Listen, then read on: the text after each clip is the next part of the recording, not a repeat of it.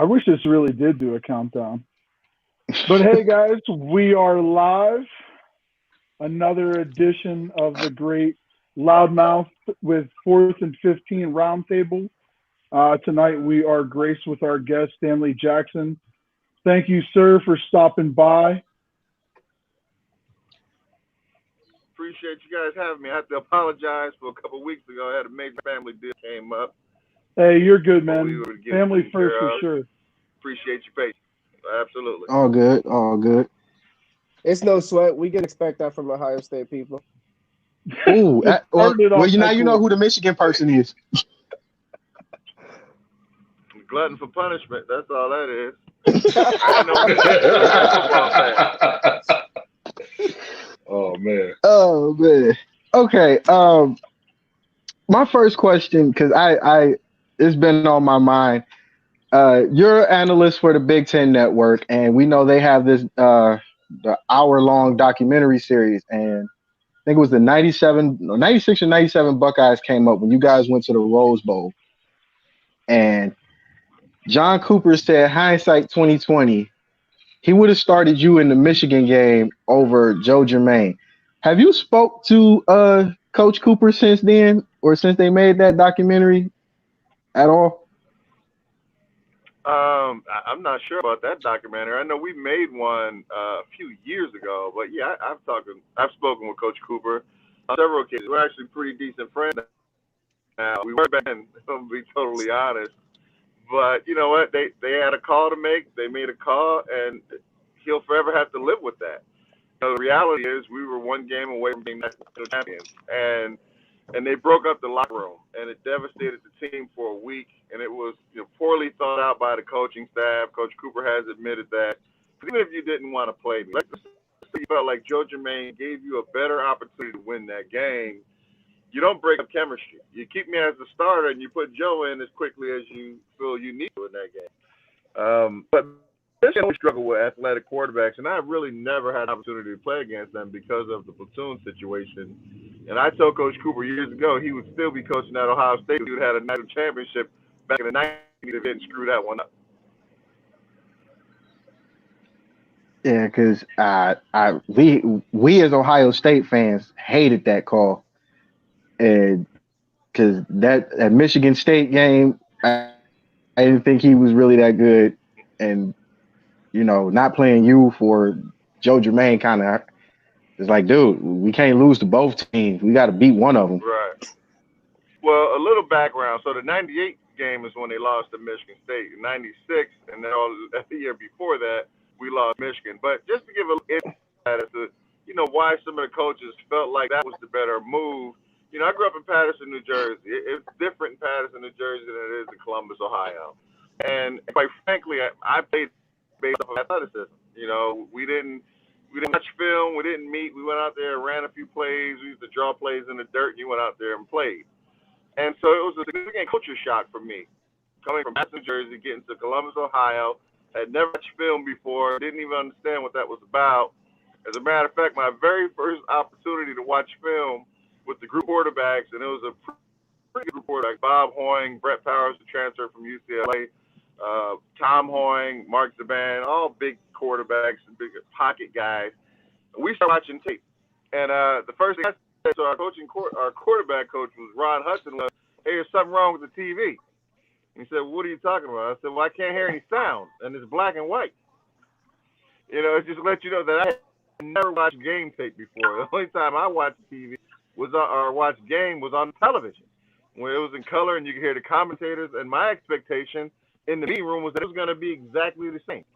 And so for 3 years at Ohio State, I really fought the system. I felt like, look, just play me. I don't need to study my playbook. I don't need to watch all this game tape. I didn't do that in high school, and you still brought me here.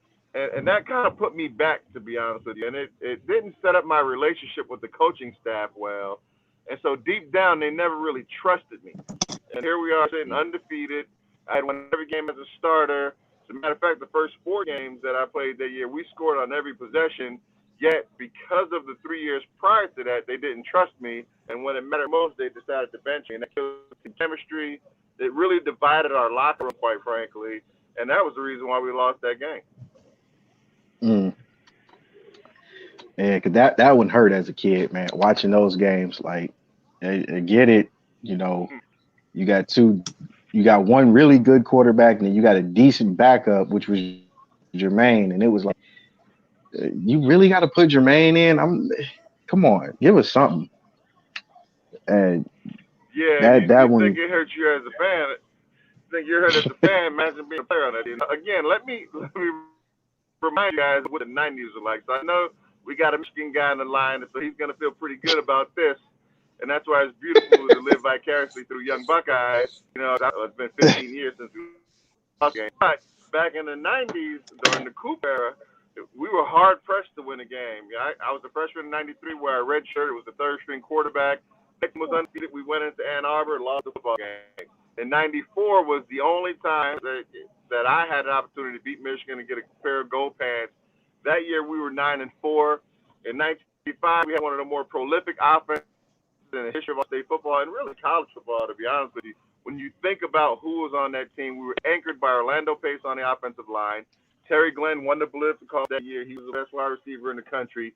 Eddie George won the Heisman. Rick Dudley was on that football team. Nicky Sewell was on that team. Every lineman played in the NFL on that team. You had Buster Tillman, Demetrius Stanley. That team was loaded. Bob Hoyne was the quarterback. Undefeated. We go into Ann Arbor. We lose that game as well. And then, as we were talking about '96, and this one was in the horseshoe, the best defense maybe Ohio State's ever had. I would argue that. When Antoine Winfield is your corner, when he's not starting, because Sean Springs and Ty Howard are your starting corners, that lets you know how good your secondary is. We had the bookends of Mike Brave and Pickett, Andy Kessler in the middle. I mean, that team was loaded defensively, and we lost that game, 13-9 or something like that. So if you think about the Cooper era and the opportunity that he had in front of him to go down as the greatest Ohio State football coach there was, they just blew it because the number of players that we had go through was unbelievable, quite frankly. And it wasn't until recently where Urban Meyer, I thought, was able to sort of match the type of talent that we had. John Cooper has 2 picks. You know, Big Daddy Wilkinson in '93, and then Orlando Pace in '96. Gallo was 7. Terry Glenn was 8. Rick Dudley was 11, and the list goes on and on to guys that were drafted very high in the first round to bring into Ohio State, and we couldn't do one thing right, and that was the mission. Now I got a question. So, right, coming from the Michigan guy, ooh, all hell, whatever. But but seriously, so when you talk about Cooper and then now you talk about, because for me, I think of Urban Meyer as the great, like as far as modern day coaches, I think he's the greatest college coach because he is able to build any program, and within that year or two, you know they're going to be championship material. But what do you see the difference of your Ohio State Buckeyes mentality from Urban Meyer to Ryan Day, and even take it back a little bit farther? Because again, I feel like the biggest problem with Michigan versus Ohio State is Michigan cares about the pregame, not during the game. So they want to hype everything up, they want to showboat, and then they get stumped. But what do you think the biggest difference is? Well, let's go back, and I can take to Ohio State football and Michigan football that really turned right. Now, let me say this. Outside of 1997, Michigan won the very good football game. That was the only time they beat us. They were worth anything. And they went on to win a national championship. If you go back to look at the rosters that Michigan had, all of their best players from Ohio. So look at high school football throughout the Big Ten footprint in general. Indiana doesn't have great high school football, right? Michigan doesn't have great high school football. Wisconsin doesn't have great high school football. So you tell me what state outside of Ohio where you have great high school football? You don't. Not in the Big Ten. Now, if you get into the Northern Virginia, close to Maryland, they got there. Maybe Maryland and Coach Loxley could have an impact on their program. But the reality is, you look around and all the teams that do well, they recruit heavily inside of Ohio. And so that was the difference. When John Cooper got to Ohio State, he decided that he was going to recruit more nationally and not state. And what that did was it affected recruiting for Ohio State, and it helped Michigan significantly. So now guys like Marcus Ray, guys like Charles Woodson, that would historically be Ohio State guys, felt slighted and went on to Michigan. And that's why they were able to really compete with Ohio State at a high level, right? So the only thing John Cooper didn't do was beat Michigan and win ball games. But in my 5 years at Ohio State, we won 9 or more games every single year, and we only won 9 games in '94. For every year after that was 10 or more. That's a significant run by any. Hey, are y'all losing So him? then what Because I'm happens? Jim losing it. Tressel comes in. He has 2 mandates: beat Michigan and win a national championship. Because John Cooper had taken Ohio State football to the next level. What did Jim Tressel do? He didn't recruit at a national level like Cooper did. And really, if you think about his national championship, it was with John Cooper's players.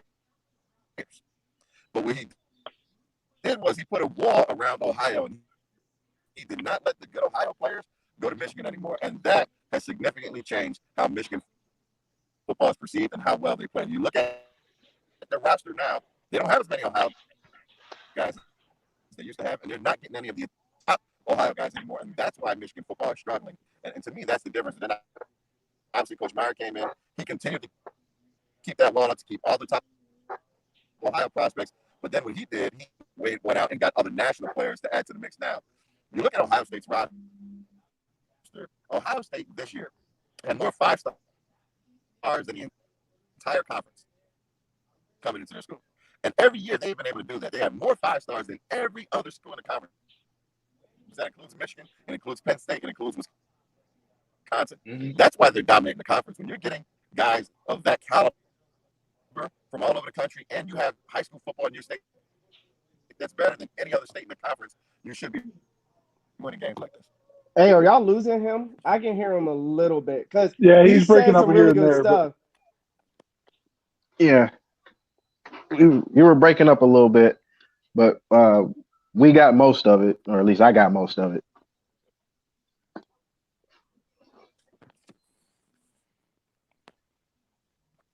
So what do y'all think? Do y'all think Ohio State is in a better state now with Ryan Day, or no? Like, do you think moving forward? I think, because honestly, like I was saying, like how he said Cooper's goal was to beat Ohio State. Jim Harbaugh, the bad thing is like he wins 9-10 games a year. But we only care about, can you beat Ohio State? I don't give a damn what you got on the board. I don't care who you can beat. Like, can you beat Ohio State? And honestly, Ryan Day, they still have the #1 recruiting class, and it's not even close. And like he said, they're still getting guys, and they're still just loaded with talent. And Michigan just doesn't seem like they can recruit a quarterback, let alone anybody else big time who's going to want to go to Michigan. Yeah, because nobody believes in Michigan anymore. Like honestly, when you go back and you see like Tim Bianca-Patuka, Braylon Edwards, Charles Woodson, you were afraid of those dudes. So yeah, it made sense. You know, even though Woodson was from Ohio, it made sense because, oh damn, you got Mr. Football from Ohio. Now, how do you compete with that? You can't recruit anybody else not of his caliber. And the part that most people don't know about the Charles Woodson era was we had a chance as Ohio State to get him. He wanted to come in as a tailback, but everybody, I think they said John Cooper wanted him to play corner. And he was only a corner in like few like dire situations back in high school. So it was like, dude, you had the greatest college player damn near ever, and you let him go. How? Why? So yeah, I think go ahead. I was gonna say, I think Ryan Day being under Urban Meyer, I think that blueprint that he inherited is going to work for at least another 10 years. That, and I'll say, I guess the only real knock against Urban was just his health concerns. Right. Again, he saw it at Florida, and then again the short stint he was at Ohio State. I think Ryan Day is one of those guys that he's happy. He's at home. His whole thing now is, and again, I think he could be there for a long haul. I don't see any job really pulling him from there. So it's something that's going to be like a Nick Saban Alabama, that it's just the idea of reloading and bringing that next kid in that's going to take that position over. We already know that, and like, again, we joke about it, that if you're a DB and you go to Ohio State, as long as you're half decent, you're going to the league. A lot of these kids, that's their main focus. And we all know that within the last 10 years, Ohio State has been replacing Miami as DBU, which was something I never thought I'd hear myself say with all the talent that came out of Miami. They're And it's so hog funny too. because for me, I feel like when you look at these big coaches, like you just said, George, like when you have that program, when you look at Dabo, when you look at Urban Meyer, when you look at Ryan Day, if you want to put him up there, Nick Saban, when you're that good and you have a history, you don't even need to develop talent. You just reload. Like he said, it's like That's you what don't need to focus Roderick as just much as I said. can miss. Okay, yeah, but like you don't need to focus on building these guys. You just know, like, okay, I'm getting this top 5 guy who he already knows he's going to sit his freshman, sophomore year. So he's going to build and work and put in the work ethic. And then so like people and that's why people make it seem like it's this magical solution on why guys are so good for so long. It doesn't just magically come together. You need talent. And if you're winning games like Clemson, Clemson is the big dogs. Like LSU gained a little bit, but I don't think LSU had enough to put together. Like that year they had last year, the greatest year by any college team ever. It's hard to top that, especially when they lose their offensive coordinator, who was the guy who brought that system in. You know what I mean? Like you lose your seniors, You, you lose all those you big know, guys, like you lose the running back. Courtney, I agree with you with most of that, especially the Clemson thing. But when it comes to LSU, I think LSU's problem was coaching. If you look back, Les Miles should have won more games than he lost. Oh yeah, absolutely.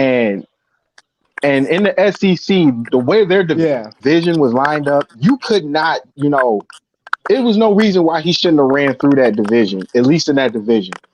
And so I feel like with Ed Orgeron being at the head in LSU, I think he's brought the culture that's supposed to be there, that was there back in the day when they won with Saban. So I Yeah. think, the fact that Orgeron, knows Nick Saban and, come from that umbrella, it makes it easier for him to recruit, for him to coach his style, and it's paid off because now you see, you But know, you they guys, ran through everybody damn near. you guys are really following that. LSU has had a bunch of athletes for years. Oh Defensively, they've yeah. always been very good. Hmm. The Oh key, yeah. the key for Ed and his success, two things happened for him. One, he actually listened to the people around him in adjusting what they did offensively, right? And so he goes out and gets an NFL quarterback coach that was very successful in implementing a new offense to allow them to utilize all the talent they've had, because they've always been loaded at receiver and running back, but for years they were really more depending on their defense. So finally, for the first time, they allowed their offense to thrive. Secondly, they also had to come to Ohio to get a kid that could not make the playing field at Ohio State to lead their offense. And if you go to his Yep. junior year, it was very pedestrian. But with all those weapons around him, Joe Burrow really took his game to the next level. And those were really the two things that allowed LSU the success they had all around. But they've always been a program right on the edge, waiting to break Oh through. yeah. Right. And sometimes it just takes a couple of things to happen Yeah. for you to figure it out. I mean, even with Clemson and Dabo Sweeney, it didn't start out great at Clemson. Right. But, luckily he Really was able to didn't. land a. Think about the quarterbacks that he's been able to land. A couple of those guys Ohio State has gone after. I mean, you go back to Deshaun Watson, and even guys before him, where that run of quarterbacks really put Clemson on another level. I think Yeah. that might start to unravel now with some of the things that he's doing out there. The public and players are starting to pay attention to it, but sometimes it just takes one thing to happen for a program to get over the top. Look at Florida State with Bobby Bowden for all those years with the wide right kick. How many opportunities he had and lost national championships. And I think what's happening in today's culture is that all of a sudden people think it's easy to do because of what Nick Saban was able to do at Alabama. It is Right. Yeah. very difficult to win national championships. A lot of Mhm. things have to fall in place. And then when you're a team like Ohio State that looks like you've got all the pieces in place, Zeke Elliott gets sick a week, you give him 13 carries, and you lose to Michigan State at home with a backup quarterback. So there's so many things that can happen through a season that can prevent you from winning a national championship. It's very difficult to do. And the things that, Nick Saban has been able to do and some of these other guys winning multiple championships, that's not an easy feat. Now I got a question for you, and this is I think we had this discussion before. When it comes to the Big Ten, will you ever see the Big Ten get enough respect to they can compete with the SEC? Because obviously we know the SEC just is so Do you ever think anybody besides Ohio State, Michigan, Penn State, Wisconsin will ever help the cause to be anywhere on the level of the SEC? Well, again, it's a loaded question, right? Because what level are we talking about? Are we talking about Mississippi State level? Are we talking about the level Tennessee's been on the last 10 years? Are we talking about the level Florida's been on? How about Vanderbilt? What about South Carolina? I mean, what about Arkansas? One of the worst teams in college football. And so when you really break it down, I mean, the SEC started this mantra of conference over everything. When I was in college football, it wasn't about the conference. It was about your team. But the reality is the SEC's got one team that's been super dominant since Nick Saban has gotten there. And then every now and then one of those other teams figures out how to have a good season, but they're not as consistent. And if you look at the Big Ten, outside of Ohio State, this is where Ohio State has hurt the Big Ten, quite frankly, because we don't perform well in those contests. But if you look at Michigan, they've got an overall winning record versus the SEC. Hasn't been so great of recent, but they've got a winning record. Wisconsin has a winning record. Penn State has a winning record. And so if you look at the top teams in the Big Ten right now compared to the top teams in the NSC and the SEC, they're right there. If you look at the bottom level teams, the Big Ten is actually a little better. Look at what Minnesota's been able to do. They knocked off an SEC team last year. And so I think there's a lot of hype. Listen. The hype is being controlled. The hype is being controlled by the people who create the narrative, right? So let me give you the Big Ten Network is owned by Fox. That's who owns the Big Ten Network. The SEC Network is owned by who? ESPN. The ACC Network is owned by who? ESPN. The ACC is horrible. You never hear about how horrible it is because the SEC has won these national championships and Alabama's won most of them. When you think about it, there's only been 3 teams in the SEC to win national championships: Alabama, LSU, and Auburn. Outside of that, who else has won a national championship out of the SEC? Not Georgia in recent years. Florida not since Tebow. It's been a long time. The old ball coach has been gone a long time out of Florida. But who in the Big Ten has won? Who in the Big Ten has won a national title besides Ohio State? I'll wait. Ohio State. Because here's the thing. But wait a second. We're not. But it'd be different if you told me that the SEC was like the Eastern Division in the NFL, where all the teams in the Eastern Division have won a Super Bowl. That's not the case for the SEC. They got some bad football teams. And when some of those teams get good, that's because they're giving out bags and then they get hit with a death penalty like those teams in Mississippi. We got to be honest about this, to be quite frank. Now, Alabama is second to none. LSU had a couple of good runs. Georgia always gets there but can't quite get it done. That's the reality. But if you look at all those other teams, you tell me what other – give me, outside of Alabama, you give me 5 other teams out of that conference that compete for a national championship every year. Hold up. Now, that's a loaded question because you can't say, but listen, Georgia doesn't get a fair run because they have to go through Alabama every time. Listen, hold on. That's a divisional lineup. But hold on. Yeah. If you swap, right? And if you put Florida, Georgia, Missouri in the Big Ten and take Penn State, Michigan, and Minnesota to the SEC, what's going to happen? Because Mississippi State, I think Minnesota, Penn State would fare better than they would. Mississippi State to get dog walked in the Big Ten. I know they would not. I've got the answer for you. Okay, the mighty SEC, the greatest conference in the history of man. Okay, what happened when 2 teams from the Big 12 went over to the SEC? You tell me. They got dog walked. They're talking about dog walk. Join the SEC. Missouri was winning the whole division. Texas A&M was knocking off Alabama. Those teams come from a conference that don't even play defense. So to think that you're going to get the Big Ten teams to go over there and they're going to falter somehow, you're sadly mistaken. The conference isn't that good. Alabama is there. Every now and then LSU is good. Every now and then Auburn is good. Georgia is always marginal. And you got to deal with them teams twice. By the way, you know who's coaching at Penn State right now, right? You know who's coaching at Penn State? The only coach from Vanderbilt. Yep. The only guy that can win at Vanderbilt. So you mean to tell me he's going to take Penn State into the SEC and not win games? Come on. Hey, they was giving Georgia fits for real. Not even gonna lie. Yeah, they was. Them Vanderbilt games were terrible, man. I hate that crap. Now, Stanley, I met you around 2009, 2010. And again, I'm going to apologize for this one more time. I'm sorry for cursing you because you made my rookie year in indoor football terrible. But bro, when they announced that him and Coach Pearson had bought the Mayhem, I was like, cool. I get to shake Stanley's hand after the game, meet Coach Pearson, because Coach Pearson from Euclid. I'm like, okay, cool. I get to meet Ohio State. Great. Nobody told me that this man was suiting up. So when he just picked us apart, I was like, man, look, oh God. I can't. If this is what arena football is like, I don't want it. But my question is, what made you get into indoor ball? Because that was like, you didn't see that very often for like college greats, to just come back and actually suit up as well as be in the front office around that time.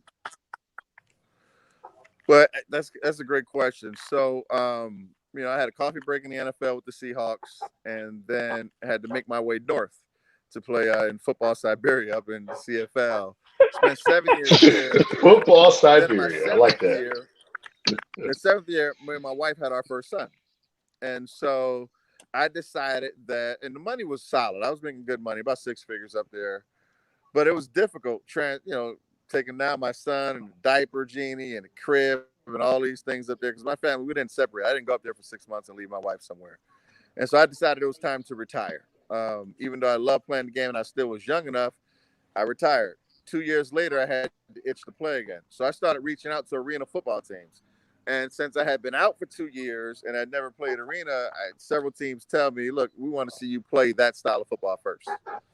And so I just got a call out of the blue from that team in Marion. I had never even been to Marion, Ohio, quite frankly. It's an hour north of Columbus. And I thought, most people don't. Let's see what Nope, happens. yeah. Middle of nowhere. Quick, and then get done with it. And went up there, started playing, really enjoyed the experience. I got a job working in banking, which was a great opportunity in Ohio. And I said, you know what? I'm having the most fun I've ever had. Why go and play to take care of my family when I can take care of my family in banking and still go out here and enjoy football a little bit? Now, I will say this. That was the toughest football I've ever played for a number of reasons. One, I remember one trip where we actually traveled from Columbus, Ohio, or from Marion, Ohio, to Lehigh Valley, Pennsylvania. It's 8 hours on a bus. We rode the bus, played the game, got back on the bus, and came home without a hotel. So days like that made me second guess my decision about playing with the Mayhem. I don't miss them days. I don't miss them days at all. I really enjoyed it. It was a fun, wide open league. I didn't have the pressure of having to play well to support my family. And then when the opportunity came up to purchase a percentage of the team, I jumped on it. Unfortunately, the recession hit. That was right around 2009. And that killed the team. It really hurt the league. But other than that, I really enjoyed playing.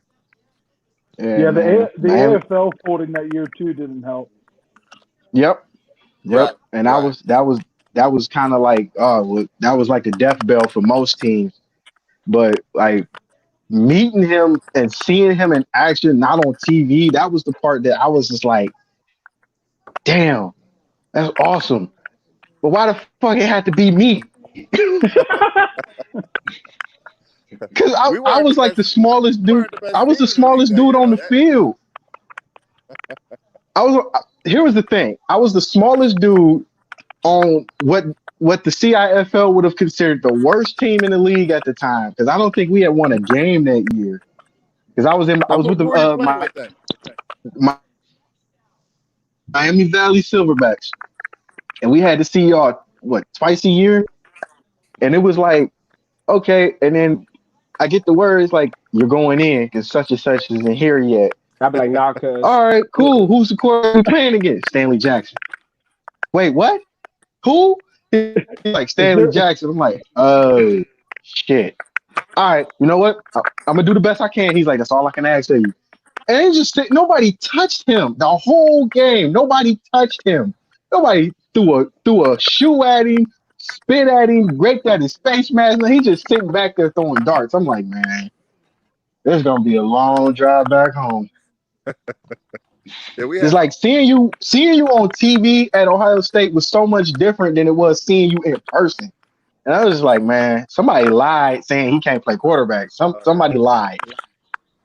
They said I was a running quarterback back then. I was actually having that conversation with my oldest boy, who was a sophomore in high school at Westerville Central, and he said, "Well, Dad, I thought they said you were running quarterback." I said, "I never had more than 300 yards rushing in the season at Ohio State. That doesn't make you a running quarterback."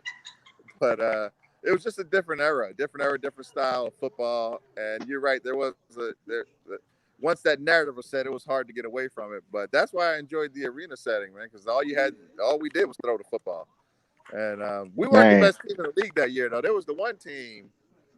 I don't know if they were from Chicago. I think it was Chicago. They had this one defensive lineman that nobody could block that dude.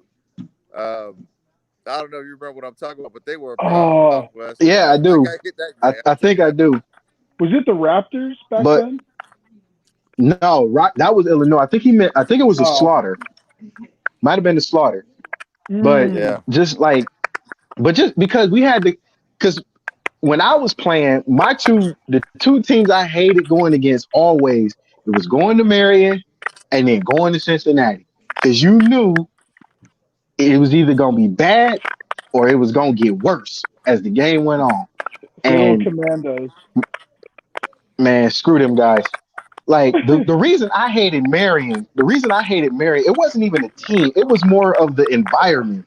Because George, you've been there. The walls like this high, and people are on top of you trying to have a conversation with you. They got a section with bullhorns. They got a DJ at the open end of the wall. It was Damn like, man, this, cowbells. and they allow this. And then when you go to Cincinnati, it's wild. The crowd hates you automatically. Like it was like being in the jungle if you played in Orlando and you were the visiting team going to Cincinnati. And then going to Marion was like being in Cleveland when they went to the Arena Bowl but got beat on by Arizona. It was just like, and it wasn't that. And Stanley, I promise you, again, I apologize. I don't hate you. It was just for me to get thrown into the fire like that and to have to see you. It was just like, man. I just looked at my coach walking off the field. It was Well, heartbreaking. I got a better. I'm gonna give you a better story, a life lesson, life learning story. So I'm in Seattle. I'm a rookie, and at the time, Seattle wanted me to play receiver and quarterback, but mostly wide receiver. And this was 1998, and this team was loaded. Warren Moon was the quarterback, Benny Blades, Joey Galloway, McKnight, Ricky Waters was the running back. This team was absolutely loaded. Chad Brown on defense, Sean Springs. Why that team didn't play for a Super Bowl, it just has to be coaching. So anyway, I'm playing wide receiver, and I'm in the slot position, a third behind Joey Galloway. And I remember saying to Milt, who was the wide receiver coach, he said, "Look, there's no way in the world you can watch Joey Galloway run a route and then see me run a route and think I can make this football team." But I'm gonna do my best. So we're at mini camp, and I'm trying to make the team. So I'm doing all that I can, and any rep I can get, I'm trying to take. And so I jump into the huddle. I got my head down, and I'm waiting for the call. And I'm sitting there and I'm waiting and I'm waiting. And I realize that the call's taking longer than normal. What's happening? And so I look up and I look at the quarterback, who happens to be Warren Moon, and he's staring at me. He says, "Young Buck, I appreciate your effort, but not right now, man. I need one of these guys to play." Joey, come on, get in here. Get this young buck out of here so we can run this place. You talk Oh about man. a life lesson. Now, Warren took good care of me when I was play quarterback, but he was not missing a rep with a kid that wasn't even going to play wide receiver in the NFL. That was a real life lesson. Hey, But that's you got to play wild. with those guys, man. That is a wild story. But the fact that you got to play with them guys and see a old Buckeye on the team with you, that's awesome, man.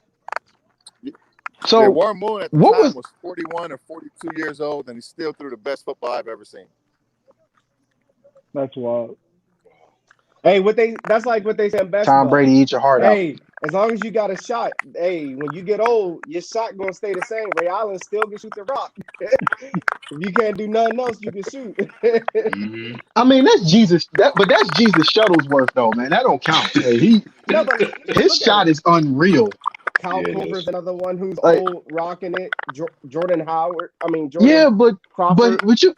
you gotta look at the way back then. You gotta understand, man. Warren Moon played in one for us, me, George, Ronnie, because you, if I'm not mistaken, you a couple years behind us.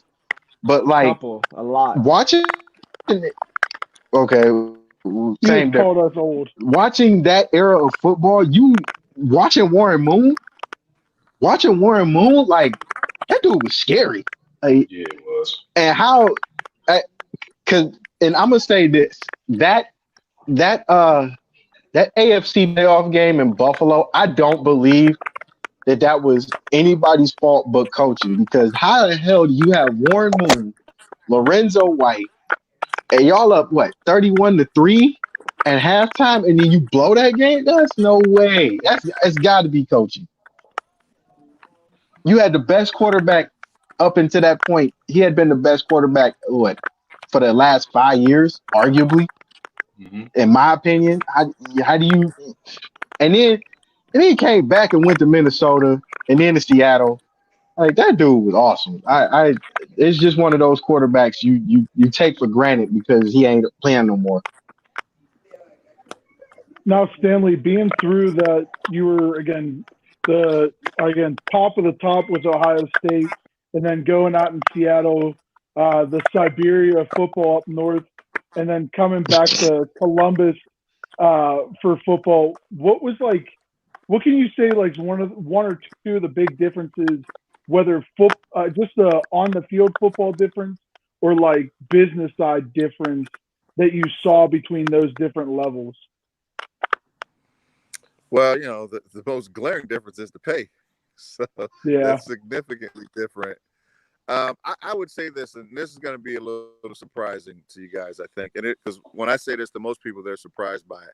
The toughest team to make was the Canadian team. And not from the quarterback position. But what happens in Canada is that they have a ratio. So 50% of the players have to be from Canada. So if you're a Yeah. guy that comes from the United States, even if you come from a big school and you can play, but you're playing a position that's historically designated for a Canadian player, and they have a good Canadian, they're sending you home no matter how good you are. Mm-hmm. Mercury Hayes, wide receiver from Michigan, he was up in Montreal with us. They sent him home because he played a slot, and they had a good Canadian playing that position. So it just tells you a Wow. little bit. Mercury was coming from the NFL at the time. So Canada, to me, that's a big change because typically it's about your talent, but not there. If you play the wrong position, you can be sent home relatively quick. And then after the NFL has their cut, you're already 3 games into the season.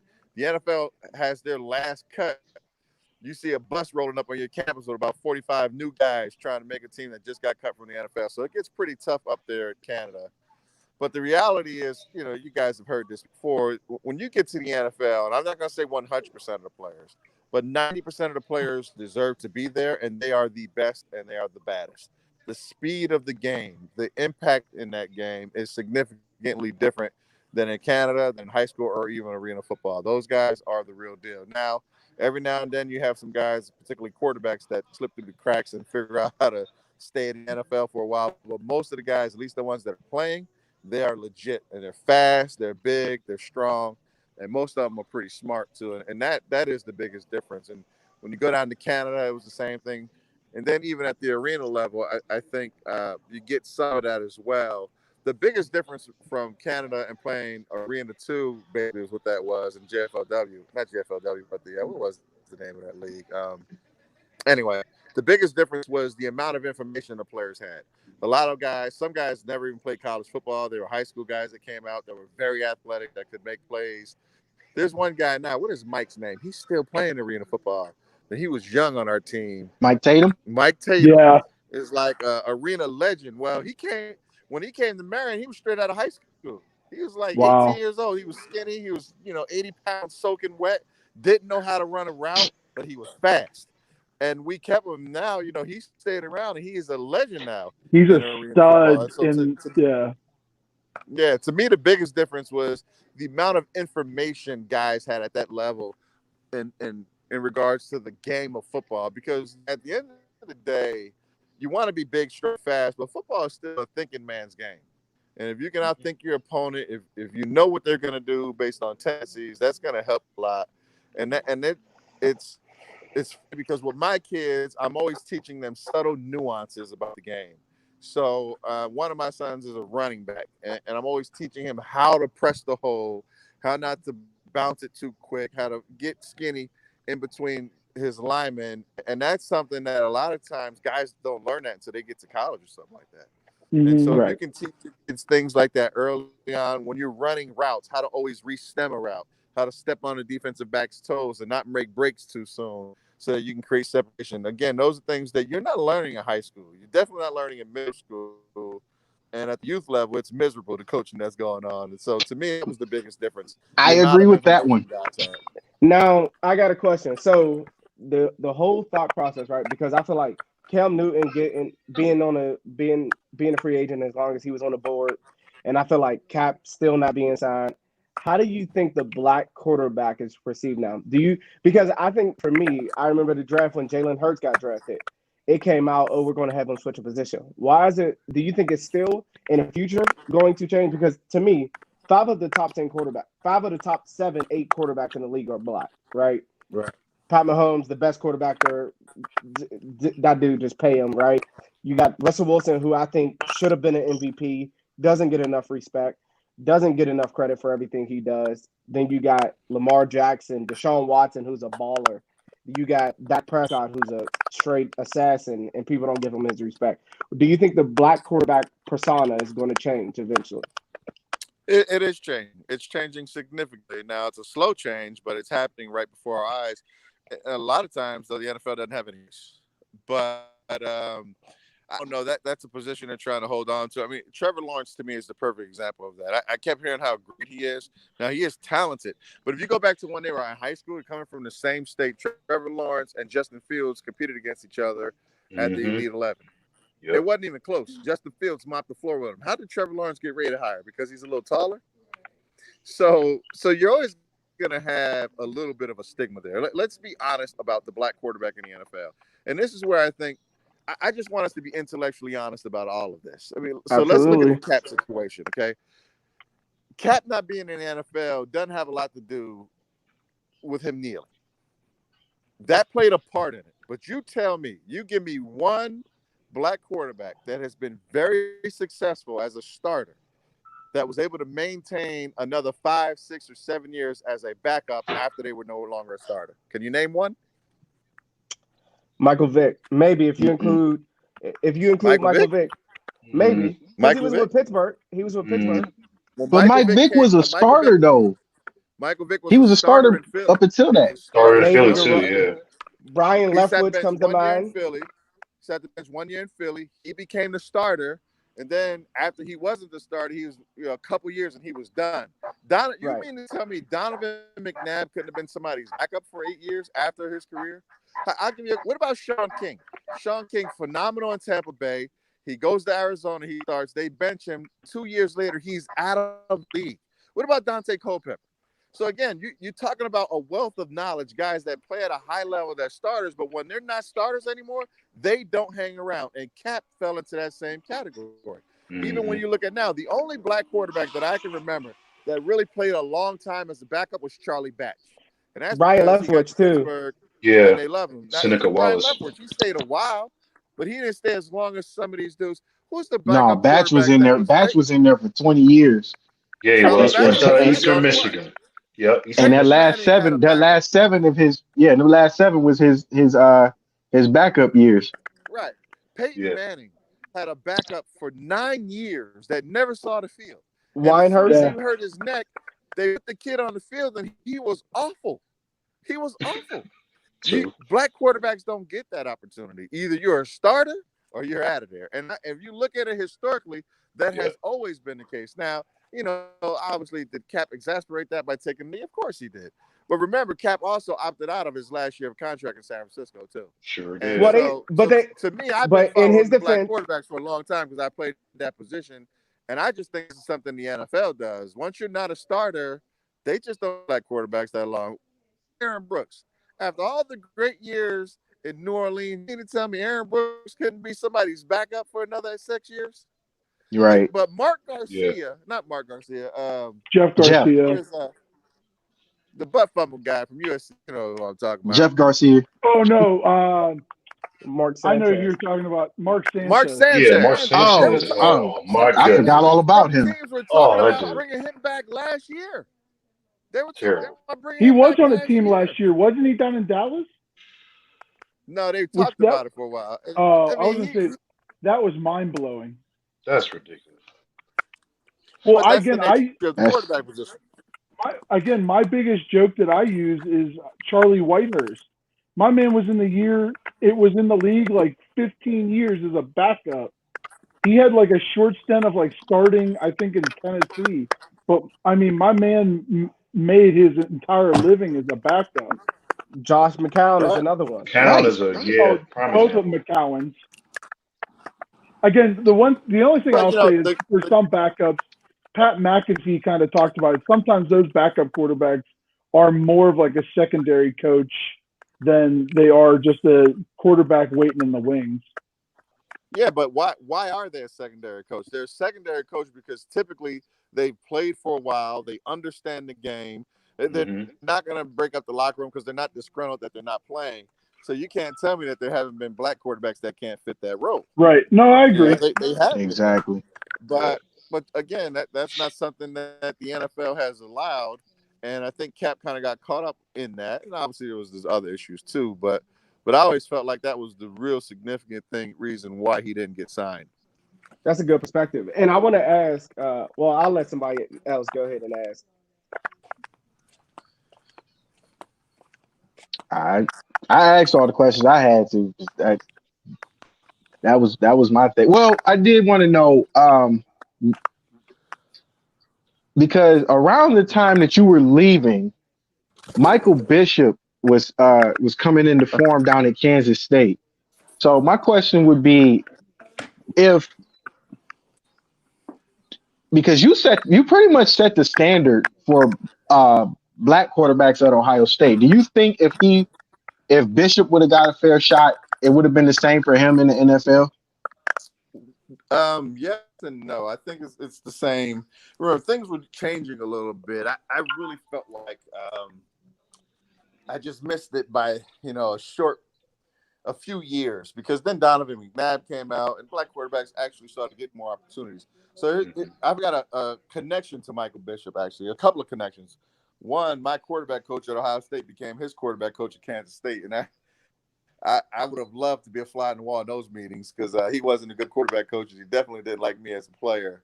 And then when I was in Toronto, Michael Bishop showed up and was signed for the Toronto Argonauts. And I had a very Really? candid conversation with Michael Bishop, a very candid conversation. I was in Toronto. It was my fourth year in the CFL. I knew I was going to be the starting quarterback. And the first day of practice, I didn't worry about you buying my shoes because it was my job and I didn't care who was there. And Bishop showed up. And I walk out first day of practice and I watch Michael Bishop sitting down throw the ball 70 yards. Oh.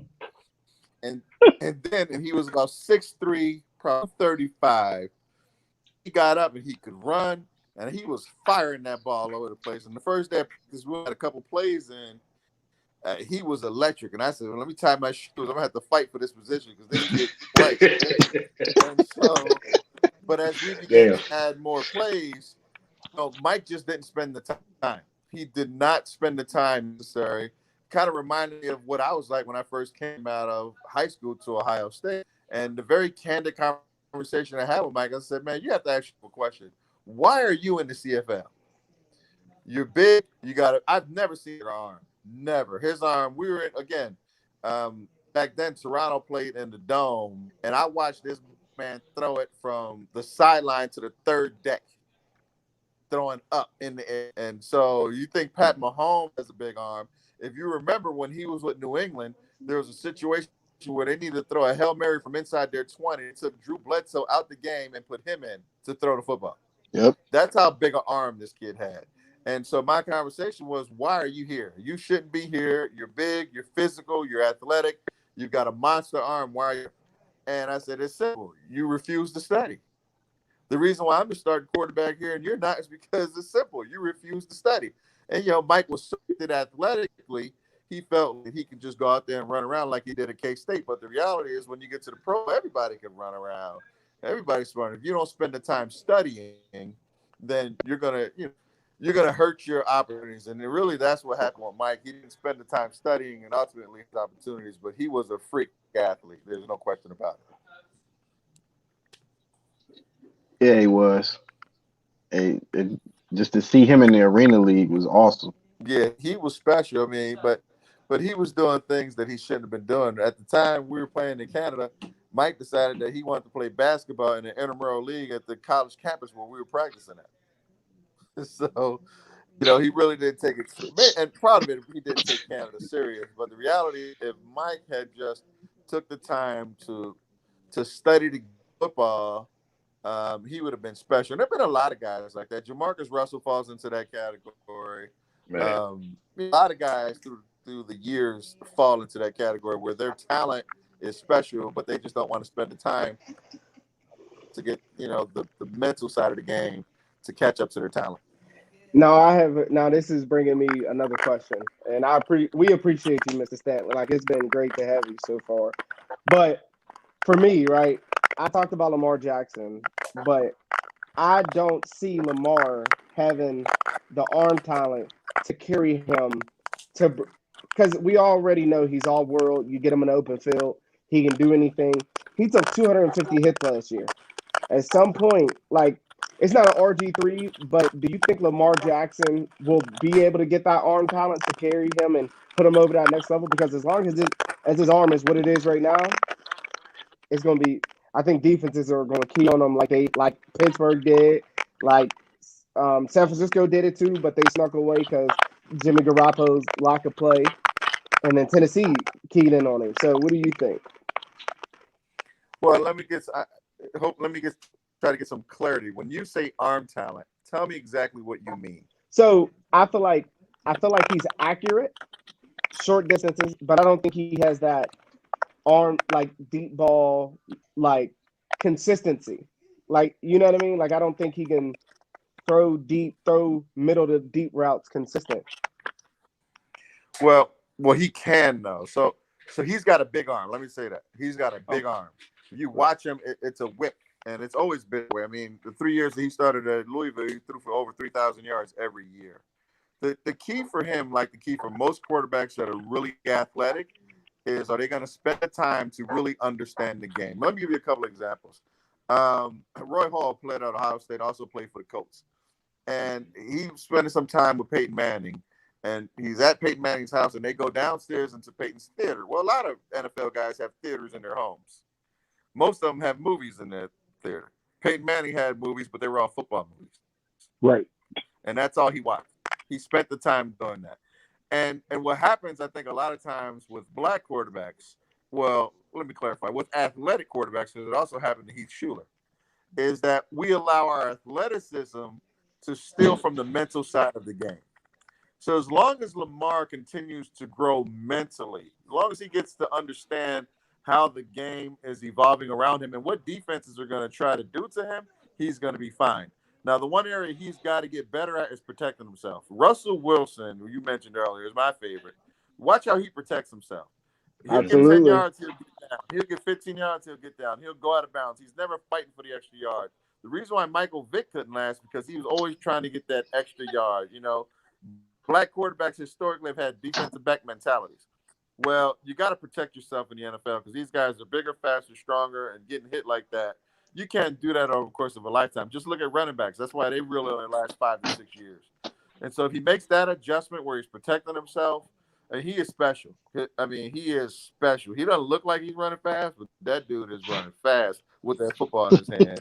And he can make every throw. So the question is he going to continue to evolve every year and learn more about the game of football?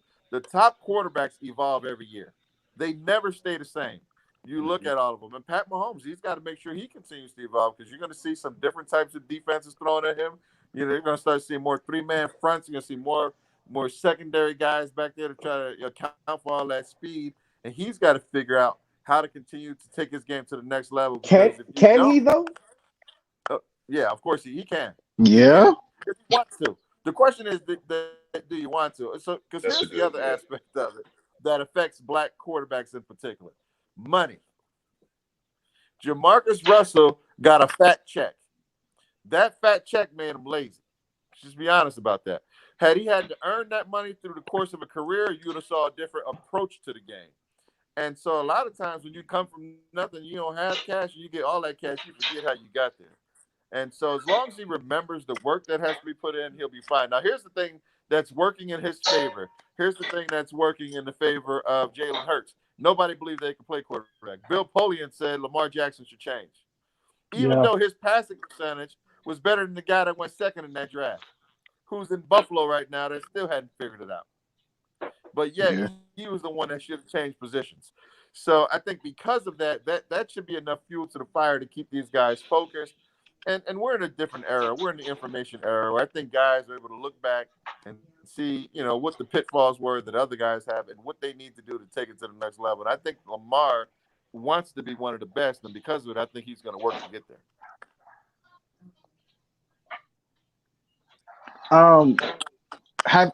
Because we asked it. Well, I asked this with all the greats. Have you been back to the school lately? Man, Ohio State. Have you visited, or have you? I mean, I know you work for the Big Ten Network, but have you took a personal trip to see the campus and see the stadium? And my other question. I live in Westerville, Ohio, which is just a suburb of Columbus. So I go back quite often. I'm on campus quite a bit. Hopefully I might have a kid that may end up on campus, so we'll see. And my other question is, what is life for football? What is life after football like for you now? I'm lucky. I think, let me say this. I think, and you played football, right?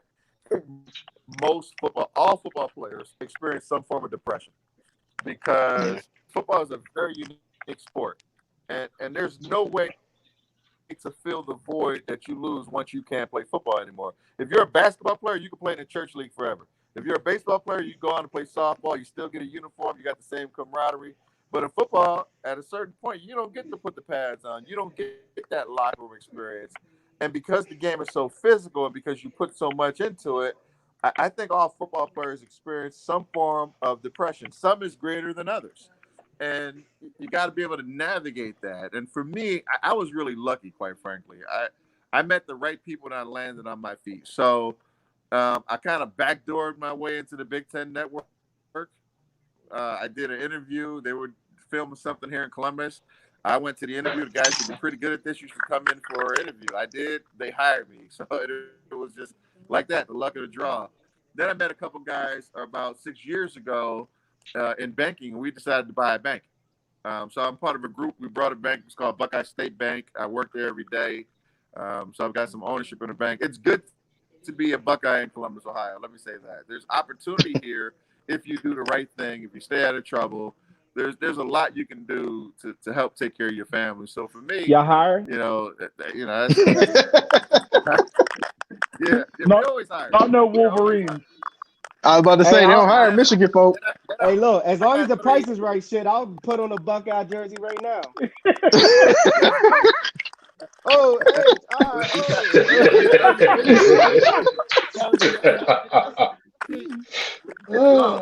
Did you say he ready to look? Courtney ready to jump ship already.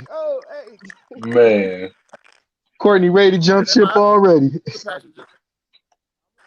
I've been married for 20 years. I've got 4 wonderful kids, and that's a passion. I got 3 boys, and I think they're all going to have an opportunity to play college football. Maybe one of them play college basketball. I got a beautiful daughter, and so I get to spend a lot of time with my family. And that's really the best thing. Would you let your children go to Michigan? No. Full scholarship. Full scholarship. No. They said, listen. I've got a great story about that too. So my college roommate was Sean Springs. His father was the late great Ron Springs, who played running back at Ohio State. And Sean was heavily recruited. You guys know he's the 3rd pick of the draft in 1996 for Seattle. And when it came down to the day before National Letter of Intent Day, because back then it was totally different. You didn't have all the television cameras. It was only one day to sign. And they're driving home from dinner, and his dad says, "Okay, man, well, tomorrow we got to sign, so where are we going?" And Sean was looking at about 5 other places. and one of them happened to be Michigan. So, he says, well, Dad, I know you're not going to like this, but I really want to go to Michigan and play with Ty Law. And so they pull up in front of his house. Ron Springs looks at his wife and his two daughters and says, look, you guys can go in the house. He says, Sean, I'll see you in the den. Sean comes in there and says, look, I raised you. I fed you. Your talent is from me. And now you want to be disrespectful and tell me you're going to Michigan? Well, guess what? I just made the decision for you. You're going to play for Ohio State. And, Man. that's how Sean ended up at Ohio State. Wow. But again, if I'm going to be totally honest, you do get a great education up in Michigan. If that was one of the offers and they considered it, I would not fight them. It'd be tough on that Saturday every year rooting for them, but I wouldn't fight them to do that. But this is what I tell guys who have an opportunity to play college football. Don't just look at the school you're going to. Project your life out 20 years. And I know that's hard for kids that are 18.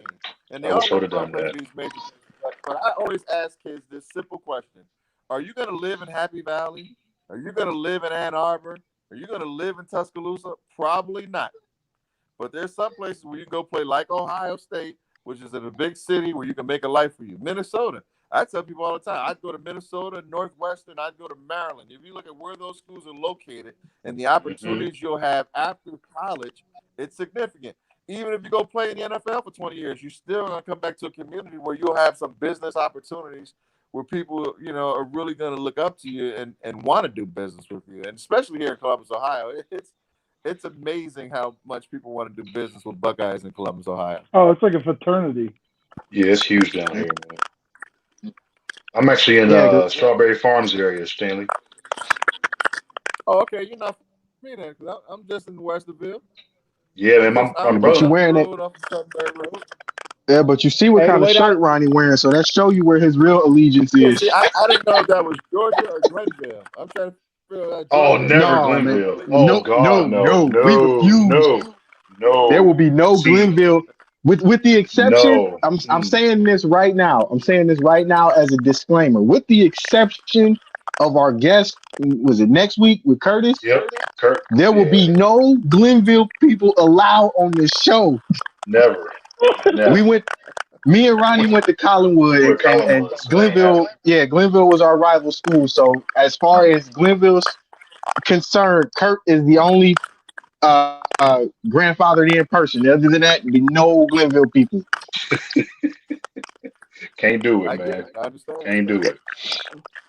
That's too much of a. That's too much. That's rubbing it in way too much.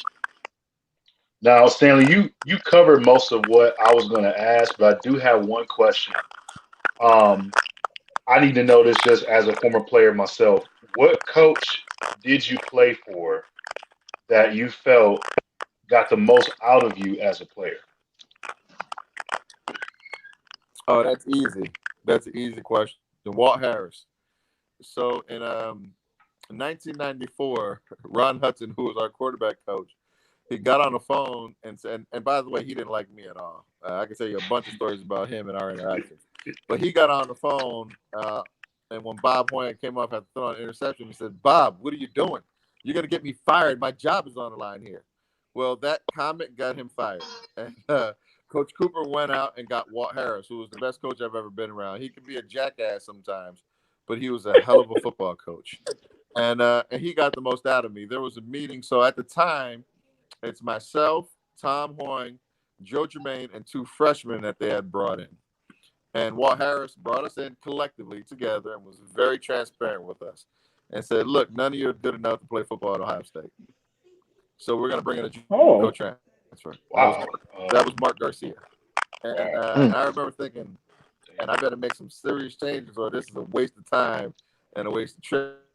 And the way he taught the game, I didn't always agree with his approach, but boy, did he get results.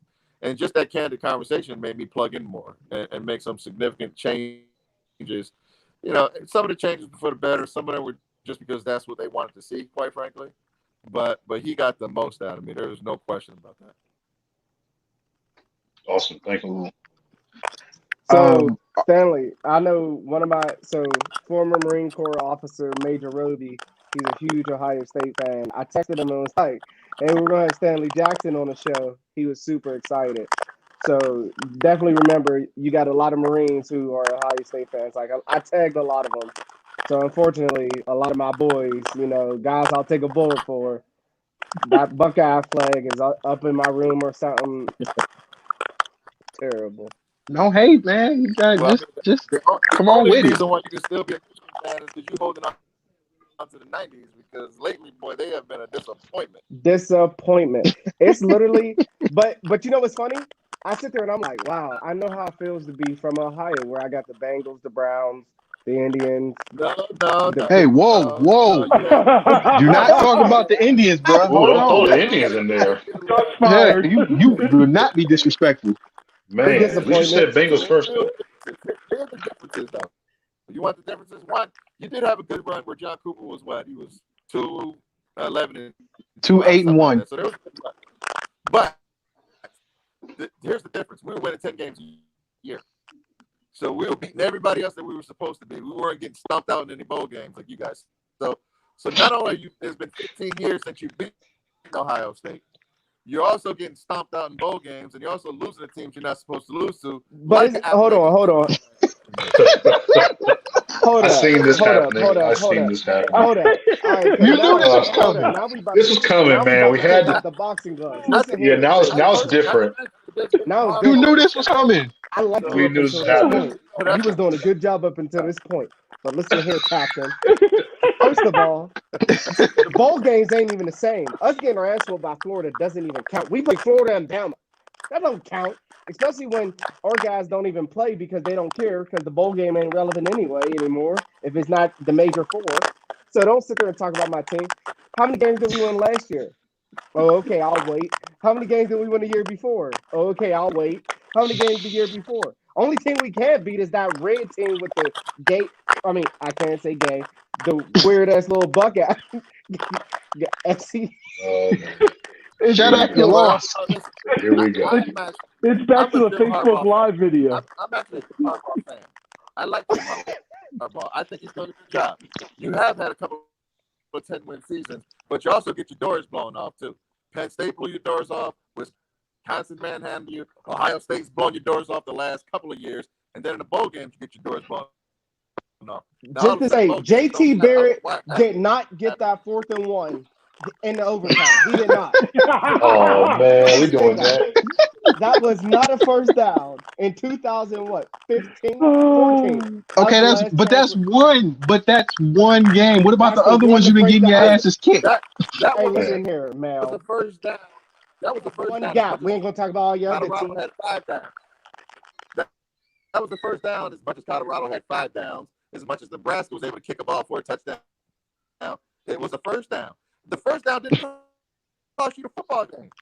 How about the third down before that, where the running back was able to reverse field and run away from Peppers to pick up 9 yards to put them in position to pick up that one, and then how about Curtis Samuel on first down the very next play? That game wasn't even supposed to be close. That's why y'all lost to So, Clemson. one play in that game. Go Tigers. Karma's a bitch. I had nothing else left. That was it. He said I had nothing else. I'm just trying to be hurtful. It's so bad. Oh man. It's so bad that your defensive coordinator and your linebacker coach decided if we're ever going to win one of these games in a rivalry, we're going to have to go down to Ohio State, and that's what it ended up this year. You know what? Me and Ohio State are in an entanglement. I don't know what it is. Oh, not the entanglement. Start that shit. Wow. Because you know what? Wow. Listen, Not you'll the be excited entanglement. to know that I'm good friends with Marcus Ray. I'm very good friends with Marcus. So we talk about this stuff all the time. Look, you had a great run in the 90s, but it's over, and the way it's going now, it don't look like Last it's time I ever gonna checked, catch up. it's a new year, new me. Ain't that what Michigan say every year? It's a new me. Bro, So just you let it think go. Michigan win this year? This year's our year. Mm-mm. All right. Yeah, because of COVID. No We more don't have any football. that Cleveland Brownism. It's our year. But anyway, so Y'all got any questions for Stanley? Only thing I ask is that you tune in the Loudmouth, get you a Loudmouth t-shirt. We're going to send one in the mail for you. You got word on the air. I'll pay send it for it. over. I definitely got I'm going to pay for Outside it. of an autograph and a apology for being on me the way you did my early years of indoor ball, the only real question I had was, are you still in contact with anybody from the team? from the years that I played. Yes, I see a bunch of Yeah. there's a lot of guys that live in Columbus. As a so my youngest son, who is going to the 5th grade, let me tell you who's on his coaching staff. Winfield Garnett, who has 2 boys, who was captain with me at Ohio State. Beanie Wells, who has 2 boys, he's a coach on the staff. Gary Barry has 2 boys, he's a coach on the staff. Ashante Dang. Webb he doesn't have a son, he's a coach on the staff. And Marcus Ray from Michigan, he's got a 5th grade kid going to 5th grade, and he's a coach on the staff. That's his coach. That's the best coach on the staff. He's going to get the best out of him because he know when he go to college, it ain't over. He's going to get the best of now, it. Marcus has 2 sons that are really good. So he's got one that will be a sophomore at Pickerington North next year, who end up playing varsity towards the latter end of the season. And then his youngest boy, who's a 5th grader kid, he can play. He's a stud. So he's got some guys that can play. So, yeah, I see guys all the time. Michael Wiley, one of his sons played with my middle son. I see D. Miller all the time. There's a lot of guys that are still That's who I wanted to know. Like, where's Katzenmoyer? That's that's the mystery guy right there. Where's Katzenmoyer? Andy's here. Andy lives in Westerville. He's here. He's got a gym in Westerville. He's got a daughter. But he's from Westerville, Ohio, so he made this his home. Back to you. Up, man. I hope every Ohio State player hit their big toe off the edge of the bed.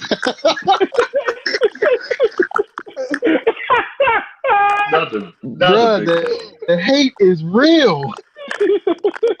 No, but seriously, hold on. In all seriousness, you are disrespectful. But listen. In all seriousness, it's not even a hatred, because honestly, I feel like with Michigan and Big Ten and the Big Ten, along with Michigan and Ohio State for the Big Ten, yeah, I feel like if it was more balanced, again, we haven't won in 15 years, but people are disrespecting Michigan because the Ohio State is just the superior, and I hate it. But it's not a hate for Ohio State, right? Well, it is, but it's like because it hasn't been seriously. The year Overmeyer was there, when they looked bad, they took 2 bad losses, and it looked like Michigan was just going to go in. It was at home, and we're like, okay. I remember Major Roby, he was officer, came into my office, put a Buckeye on my desk, and was like, oh yeah, we're going to smoke them. And I was like, he was again, Ohio State looks bad this year, and Michigan looks like they're going to take it. Man, that was when Devin Bush was stumping in the middle of the field, and I'm like, oh my God. As soon as he did that, I'm like, oh my God. Ohio State looked like they all had 4-3-2, I'm like, oh boy. And right there, for me, the hardest part is because, like you said, John Harbaugh is a good coach, right? But if you can't beat Ohio State, then what's the point of you being here? That's how I feel. But then who else do you go after? What other coach are you going to bring? You know what I mean? Who else can go up against Ohio State? That's my biggest problem. Nobody right now. Yeah, because well, here was the thing. Here was the dumb move that I felt Michigan made, and that was going to pick Rich Rodriguez. Yes. He was going to go to Alabama and turned it down. Say hi, Munchie. He should have went to Alabama. Say hi, Munchie. Mm-hmm. Can you imagine if Rich Rodriguez would have accepted the Alabama school offer? That would have changed the whole college football. That would have been crazy. Son of a bitch, come to Michigan. Now, all right, because I'm pretty sure everybody wants to know this, because we a couple of months back we talked to Daryl Spencer. So, what was the atmosphere like for the Michigan game? Like all the events leading up to the game, and then the atmosphere in Ann Arbor. And man, shut up. the atmosphere in Ann Arbor versus the atmosphere in Columbus. Like, what were those atmospheres like for those games? Well, I just came back. The audio went out for a second, so I think I know what you're asking. The atmosphere for us, and I think this is what Michigan is experiencing now. So just think about this. You have a head coach that has been very successful recruiting, beating everybody else in the conference, but can't beat Michigan. So every year we had a very loose team. We had a bunch of fun. And then once you got to that week, everything changed. The coaches changed their approach. They got tight. Ultimately, players got tight. And that product showed up on the field. There was only 1 year in my 5 years at Ohio State that Michigan was worth anything. That was 97. If you go look at all the other years, 96, 95, 94, a couple of those years, they had 4 losses. 4 losses in the Big Ten. And so we didn't think they were as good as us. But that year, that game, every time that week came, we would tighten up. And as soon as something went bad in the game, it was like, here we go again. And I think well, now that's y'all what loose as Michigan hell. is I don't even know if experiencing y'all now. I even mean, know they've what got to tighten the up point is where against Michigan. they've lost so much that as soon as one thing goes wrong, it's here we go again. And that snowball starts rolling. And it's hard psychologically to get over that. I don't know if Jim Harbaugh will ever get over it. Because if he didn't win a game this year, when is he going to win a game with a new head coach on the other sideline? And that could be pretty significant. He has ultimately become the John Cooper of Michigan football. And I say that with all due respect because John gave me my opportunity. Not only did he give me my opportunity, the vast majority of John's years, he won 10 games or more. He's still the second most winningest coach in Ohio State history, only behind Woody Hayes. And think about that for a second with the record and the run that Urban Meyer won on. It tells you the number of games that he's won, but it's a psychological battle that takes over, and it starts with the coaches. And I don't know how Jim Harbaugh is going to get over that, but he's probably got to bring some people around him who haven't experienced that losing. But it was difficult every week going into that Michigan week because we knew it was a big deal. And there was always a lot on the line. That's the other thing. And that's where I give Jim some credit. I mean, a lot of people are on him, but you think about it. He's been there 4 years, and 3 to 4 years going into that game, he's had a chance to be conference champion, to head to Indianapolis and potentially play for a playoff. And none of those years he's been able to get it done, even when he's had supposedly a better football team. And so what happens when your team isn't very good? How do you approach that week? It's going to be a long haul for Michigan to get over it. And then I know how to to what I figure told it you out. guys earlier. Think about it, just this year alone, Ohio State has 5 more 5-stars than the rest of the conference combined in recruiting. You can't beat this football team if you don't start recruiting at that level. I know how we're going to do it. So Jesus. We're going to never mind. I can't hear everybody for some reason. I can't hear everybody anymore. It might be kind of broken up. Y'all hear me? Yep. Yeah, you good. And we see you, ugly. You're the only one I can hear. Wait. Says the Michigan guy. You over here flexing off of 1995 6 or 7 wins, man. Cut it out. Yeah, you were still in diapers back in 95, 96, 97. I was still in a shock in 95 and 96.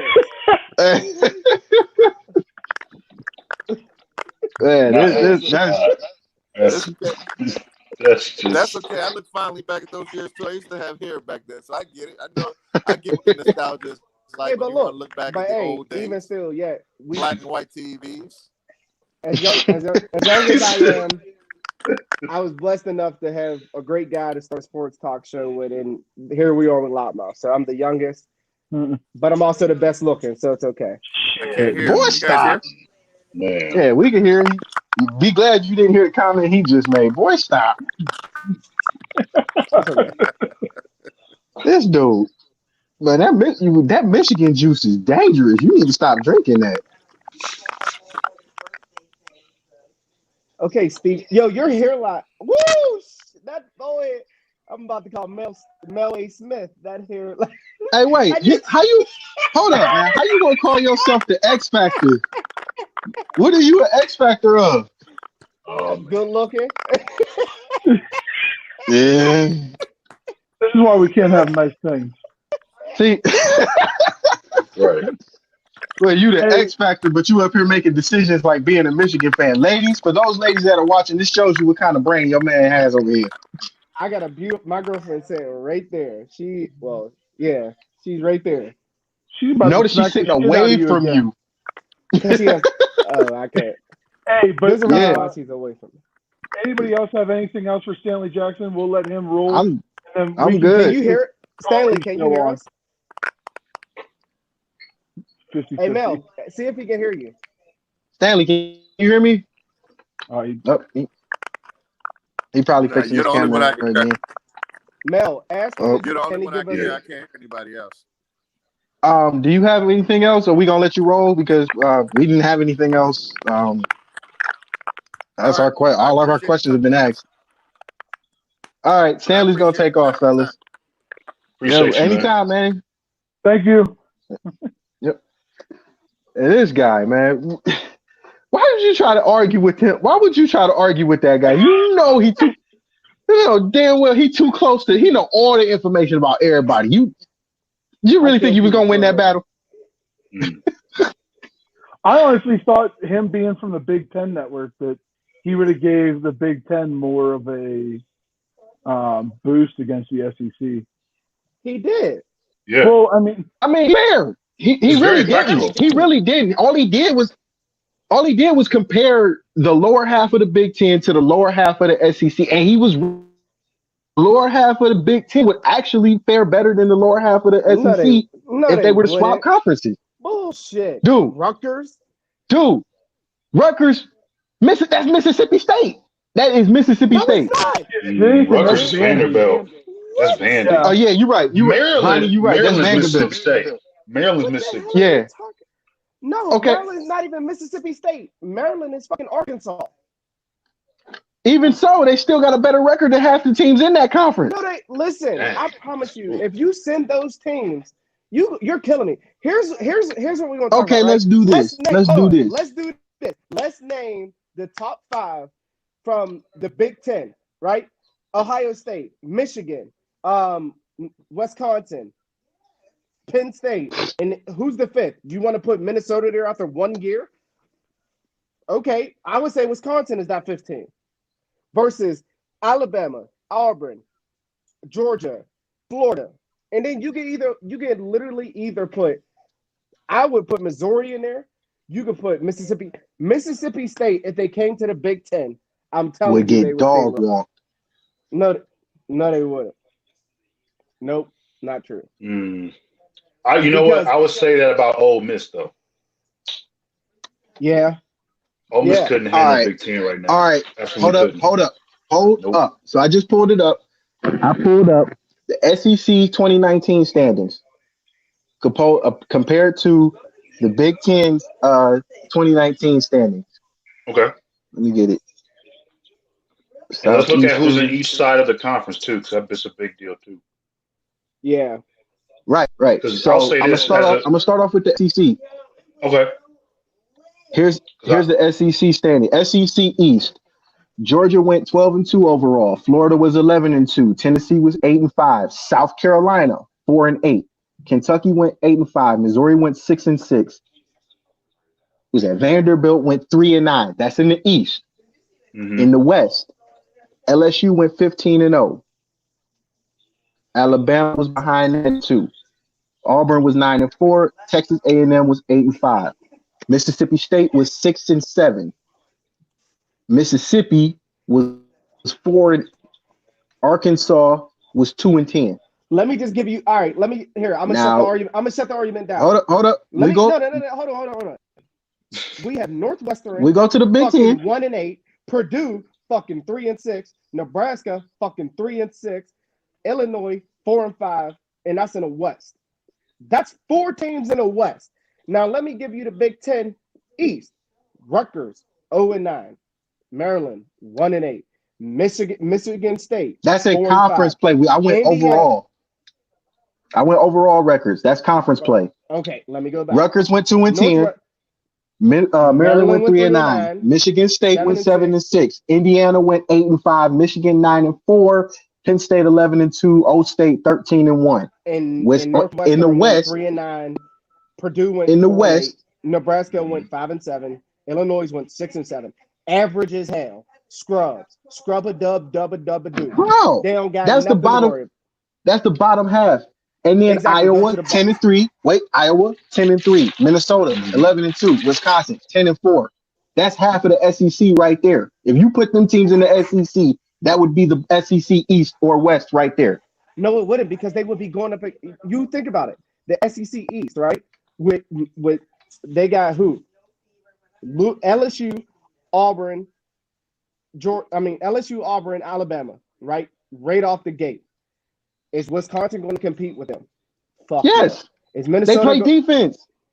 You are fucking retarded. I'm retarded. I'm retarded. How you figure? You are high. Wow. You are okay. High. Okay. Answer this then. High. Wisconsin going to compete with Alabama. Please tell me you did not just say that out your mouth. Yeah, I did, because they play defense. Everybody that Alabama is beat on got beat on by more than 40 points, bro. Who is Nebraska's more than 40 offense? points? What's up, Squeak? Who is Nebraska's offense? Please tell me. Who's the offense? Who Wisconsin got on offense? Running back by committee. They would shut Jonathan Taylor would not do anything. All right. Jonathan Taylor dog walked everybody in the Big Ten. But he's not going to do that to an Alabama defense. Look at how much he struggled against the Ohio State defense. That's the only. But they did well against them the second time around. All right, beat it. Well, but what was the result? They couldn't throw the ball, so when he couldn't run, what happened? You're not. You make any team one dimension, they look like shit. Look at the Steelers. Exactly. And Wisconsin has been actually a balanced team until they see teams like Michigan or Ohio State or Penn State. So what you think they're going to do against LSU, Auburn, and Alabama? You know what? Walking Here's like the thing. And how many times are LSU and Auburn going to have a good year? Consistently in the Big Ten, Wisconsin, Michigan. I'd even put Michigan in here. The last 5 years, Wisconsin, Michigan, Penn State, Ohio State, dare I say Minnesota, have won 9 or more games. How many teams outside of Alabama, LSU, Auburn, and maybe Florida have? Georgia, Missouri. I just said outside of those. Missouri, what? Missouri went 6-6 this year. Missouri went 6-6 this year. 5 years. The last 5 years. Okay. Who was good at Missouri? Listen. When they had Michael Sam, that's the last time. Yeah, well, yeah, true. It sounds weird saying How long ago was that? Like 6 years ago? Yeah. So that's outside. But I'll say that, you know what? This is what I'm hearing, though, because, like, I kind of can see where Courtney's coming from on this, only because when it comes to the SEC, a team like Wisconsin or, a team like Nebraska, teams like that, they would have to figure out how to get away from the run. Because the SEC, when it comes to the run game, it's like it's built for that, like to stop that. Because you figure teams like Ohio State, teams like, LSU out here who dog walked the SEC this year because they could air it out. Absolutely. OSU can air it out. OSU can absolutely air it out. I mean, running backs be killing it, but they can air it out when they need to air it out. And when the SEC saw it this year, they were like, "Oh my God, what do we do?" Well, that's why the Big 12 can't compete with anybody because they don't play defense. Yeah, because they're in a pass-happy league. But that's the Big 12. The Big 12 ain't been right since Ricky Williams and them left. And that's the one thing the SEC has not done, is evolved into a bunch of teams that can actually air it out. But here's my issue. But here's my argument, and this is the problem. It's like we got teams like Kentucky, teams like Texas A&M, to where they got to deal with power horses 3 of their 4 games. Yep. And nobody hold up, wait. Nobody told them to join the SEC. They could have stayed right where they were. No, I'm not being funny. That's a true statement. Because look at Nebraska. Yeah, because look at Nebraska. When Nebraska left and went to the Big Ten, which is something they should have did 10 years before if they were going to make this move. Mm-hmm. They went 1 year, went to the Big Ten championship, got dog walked by Wisconsin. Where have they been since? Texas A&M the same way. You should have stayed in the Big 12 because you knew you had a better shot. Missouri, the same. If you was going to do what Nebraska did, you should have did it 10 years before. Join the Big Ten, or in this case, the SEC. You should have did that when you had a team that could actually compete in that league. You don't have that now, and you ain't had it in the last 5 years. So I get what you're saying, but I really feel like defensively and the way teams are built, because let's be real about this too. All them teams, if Minnesota and them was in the SEC, them teams still got to come up to Minnesota too. You don't see them in cold weather states that often. Mm-mm. And the highest they get is Kentucky and Tennessee. Yeah, and you know Northwestern play outside. Michigan play outside. So it'd be a difference. It'd be a difference in the game. I see it. I wouldn't say them teams would come away with the win, but it'd be a lot tougher.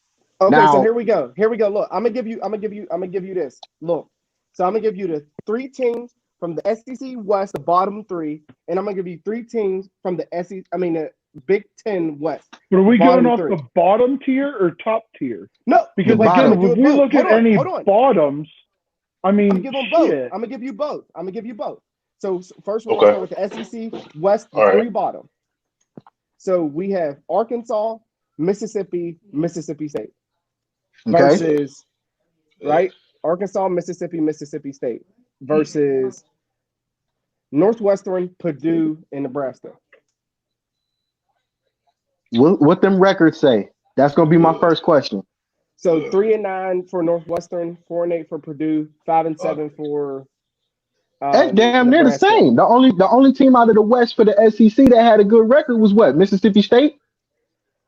Well, they were 6-7. Okay, that Nebraska went 5-7. That's the same record. Everybody else, it looks identical. All right, it looks identical. Now we're going SEC West top versus Big Ten West. LSU 15-0, Alabama 11-2, Auburn 9-4 versus. And Wisconsin went 10-4, Minnesota went 11-2, and Iowa went 10-3. That's the top tier right there. No, but do you really think put them 3 monsters against each other? I like SEC any day of the week, twice on Sunday, 3 times on a Monday evening. I've seen stranger shit happen in college football. Nah, we talk about reality. That's reality. I seen Kentucky lose a game on a Hail Mary to LSU at the end of the game with the fans on the field. So I've seen weird shit happen. After Jared doused his coach. Right, so now we're going Rutgers, who was 2-10.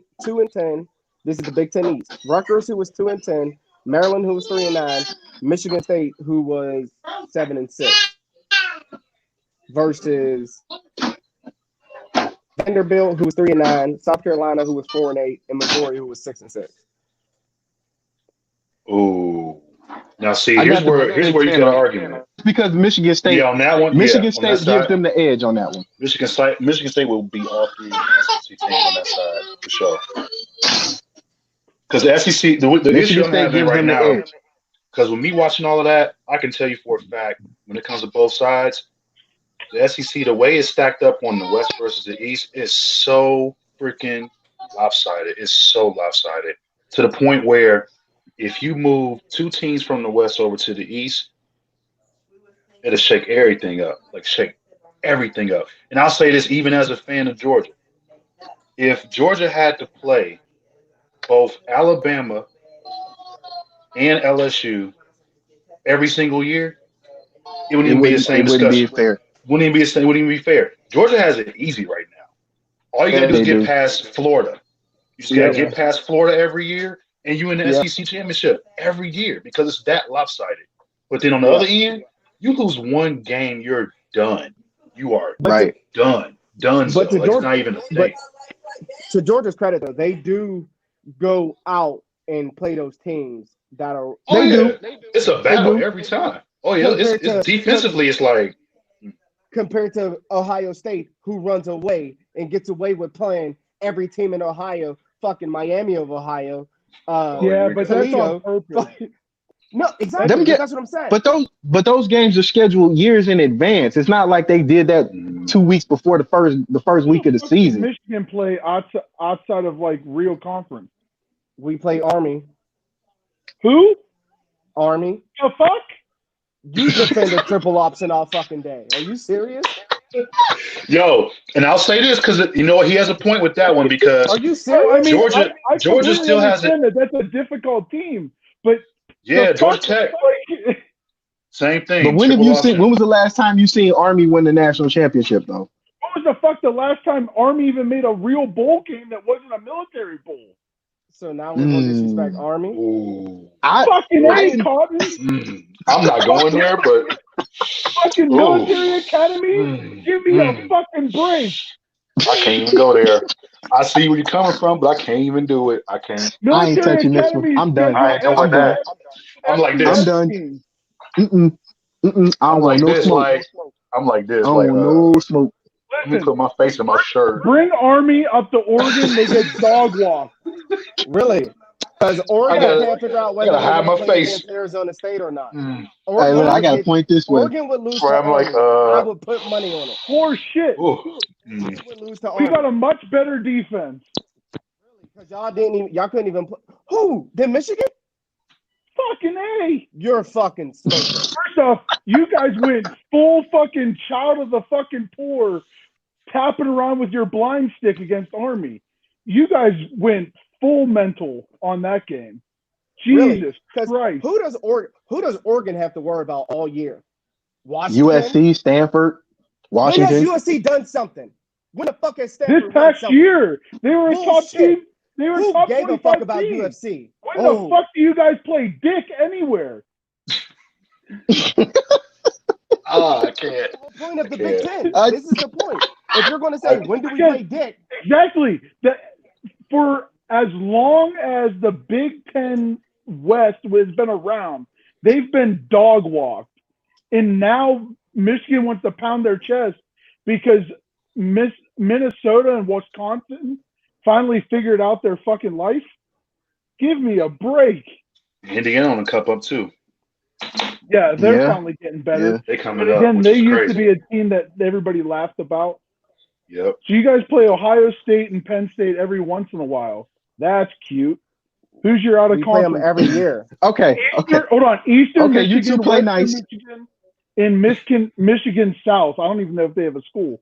They're probably a technical school that you play. Oh, dang. Hold on. Oh, G. Oh, man, G. Wow. Oh. That hurts. George Michigan Tech fucking university. Sorry. Wow, George is pissed. Hold on. Oregon played Montana, which is a top Nevada? tier team in up. FCS. Shut up. Okay. Eastern Michigan's not even anybody. Hey guys, let's talk about this for a second. Let's be nice here.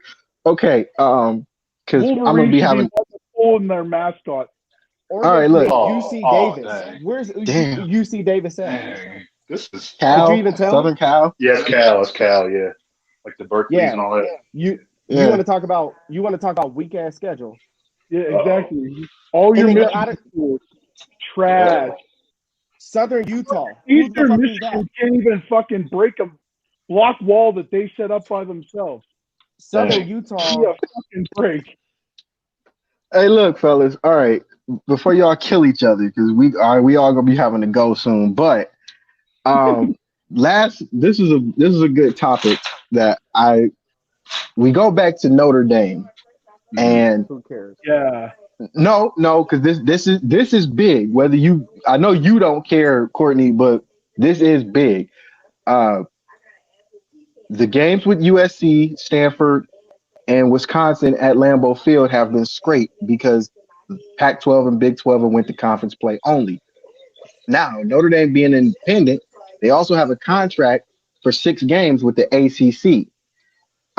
What it's looking like, this ain't solid, but what it's looking like is Notre Dame is going to end up playing 6 more games to make it a 12 games or 10 or 12 game schedule with the ACC. That's what I now. Now, here's my question. Should we all know it's a possibility Notre Dame can get left out, but that's either here nor there. Don't really care at this point. We'll see how it plays out. The question is it logical for Notre Dame to join a conference now, or should they stay independent? And I'm saying this because it's two sides to this, but I want to hear y'all side. So outside of the TV contract, if we're looking at, I'll say the Corona bubble being a potential, I won't say 5, but we'll say, let's put it on a 3-year basis. So say again, most politicians are looking at, if they don't have a, put it this way, if they don't have a resolution to the coronavirus, that I could foresee this continuously being a thing. So outside of the TV contract, living in the Corona bubble, I think it would be smart of them to join a conference. So at least they have something solid.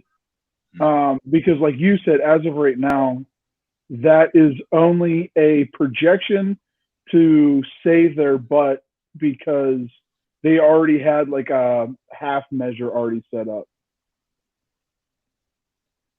Right.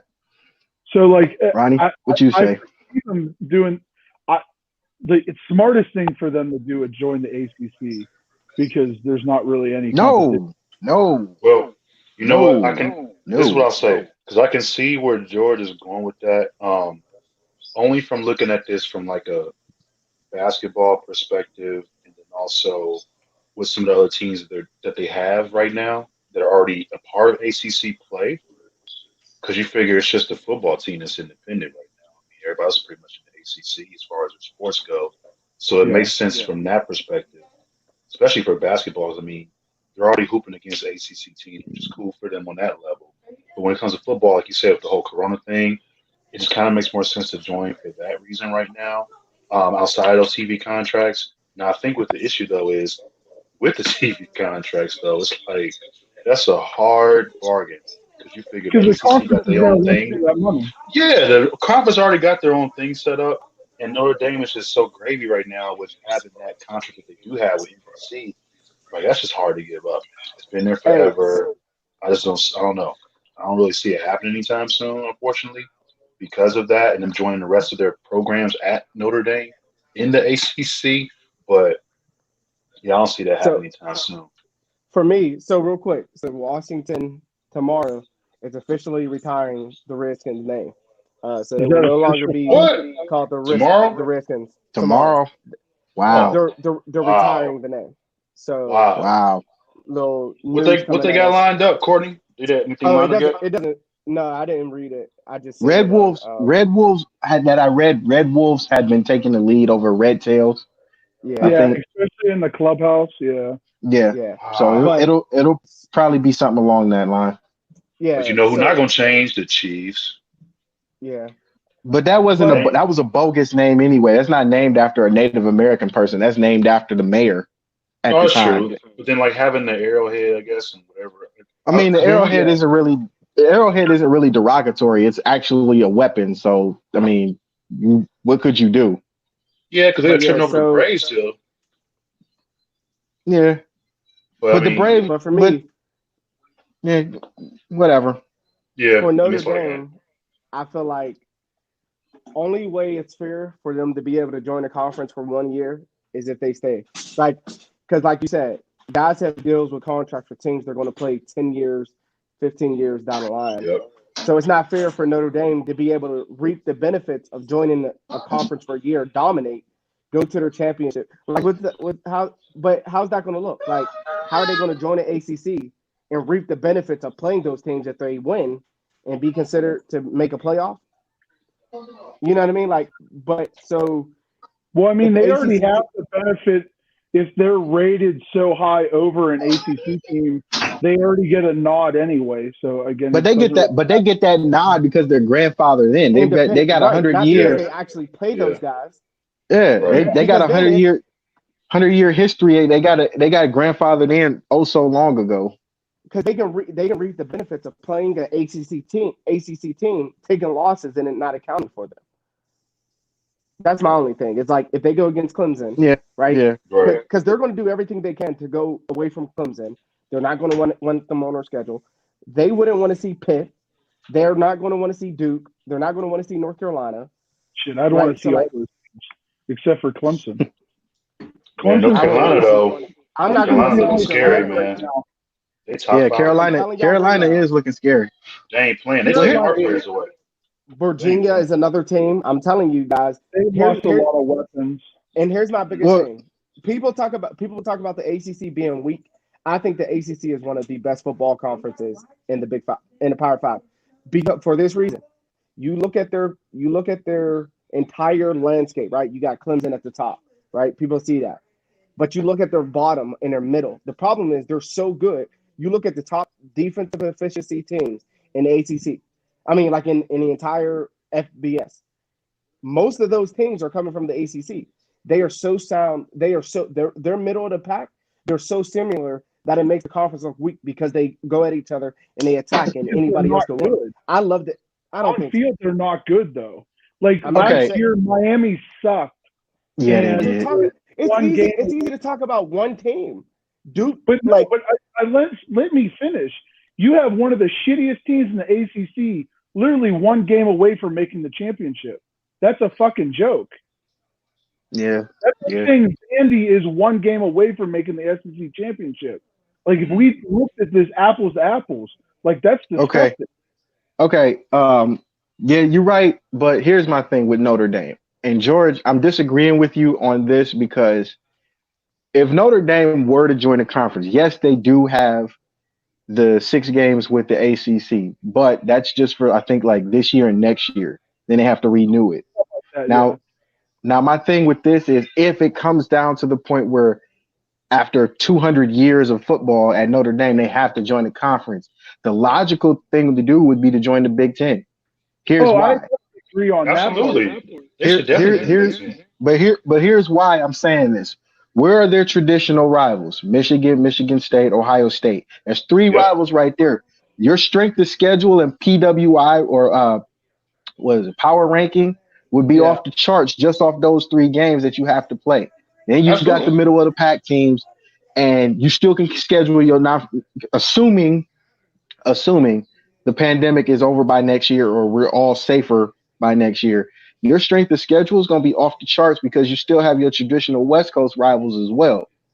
So you can still have your conference games. You can, and then you always play SC in October. You always play Stanford in October.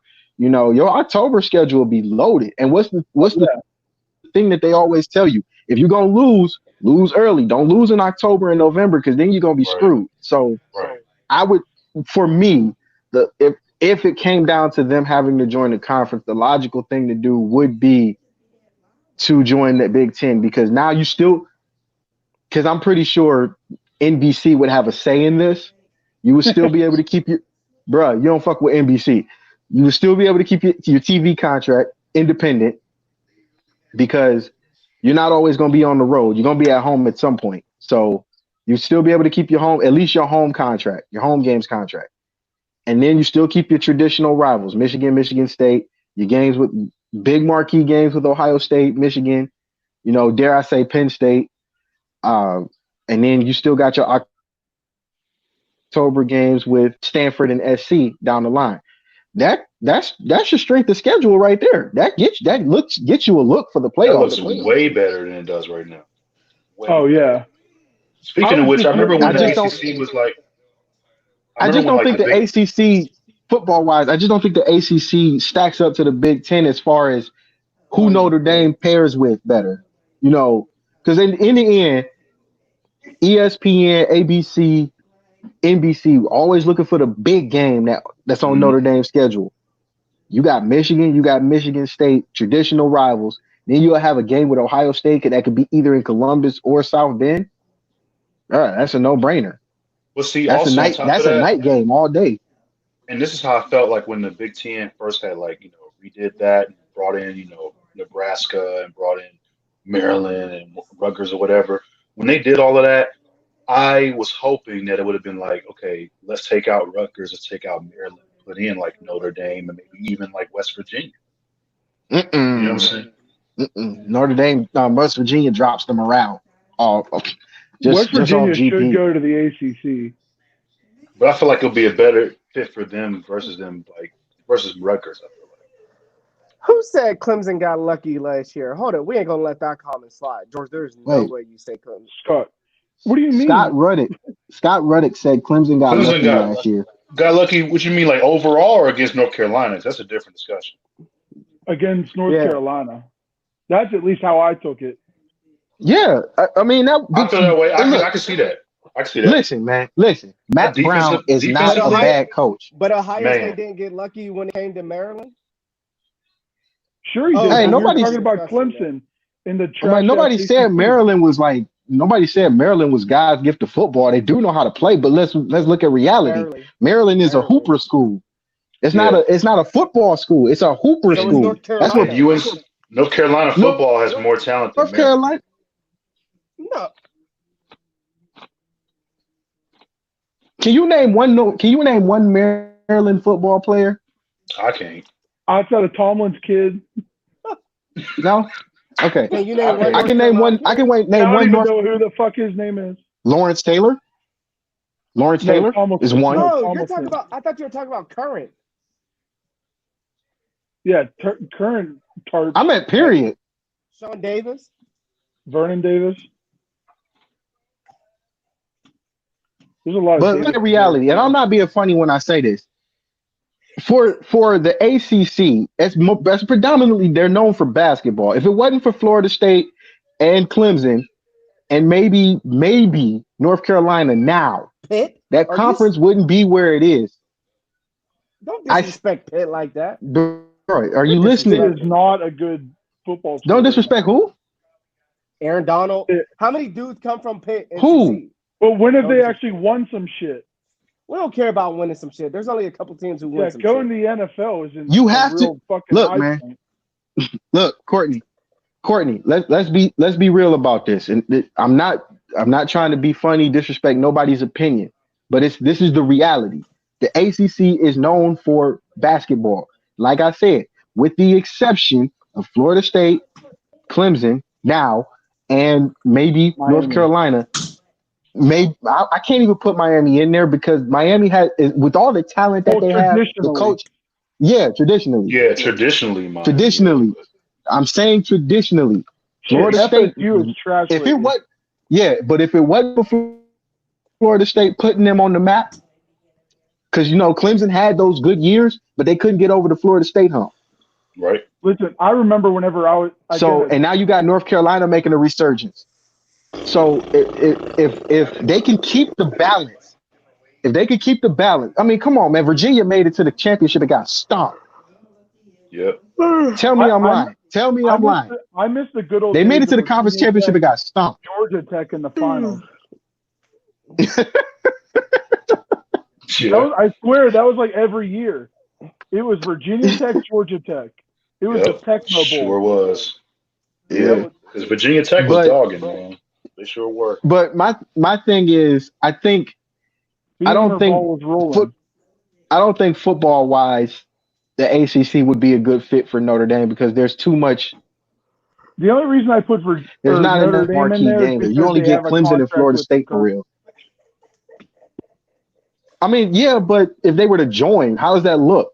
Travel sucks. Oh, travel again. If they had their pick, yeah, Big Ten's obviously the easiest. But Obviously, again, yeah. at least Yeah, 'cause as of you right don't- now, ACC has a contract with them. That's the only reason I had them stay there. But that contract's only two. I wouldn't want them there. If I'm the ACC, I wouldn't want them there because you got to fight for too much. Because the conferences have their own contracts for TV, outside of the TV deal with ESPN, outside of the ABC deal. Then you got to fight with NBC, bro. You know how long NBC been around? You know how long that contract's been in place? Man. yeah. You really think you're gonna win that OG. battle in court? You Good smoking. luck with those debates. That's the OG. Yeah, you ain't winning that court battle, man. I can tell you that now. And that court battle gonna be long. And you know damn well But NBC would take all of Notre Dame's home games. You just keep man, popping up. that's given. That's given. That's Then an you argue automatic about given. the away games. Yeah. Then you got to argue about, we still got traditional rivalries with SC and Stanford. So what if they go on the road to SC and Stanford in the same year? How you gonna win that battle? That's not an argument you could really have, especially with NBC. And then my other thing was you still got two more notable independents in Army and BYU. What happens to them now? Well, first of all, who does Army? According to George, Army is just a walk in the park. I'd rather play Georgia Tech.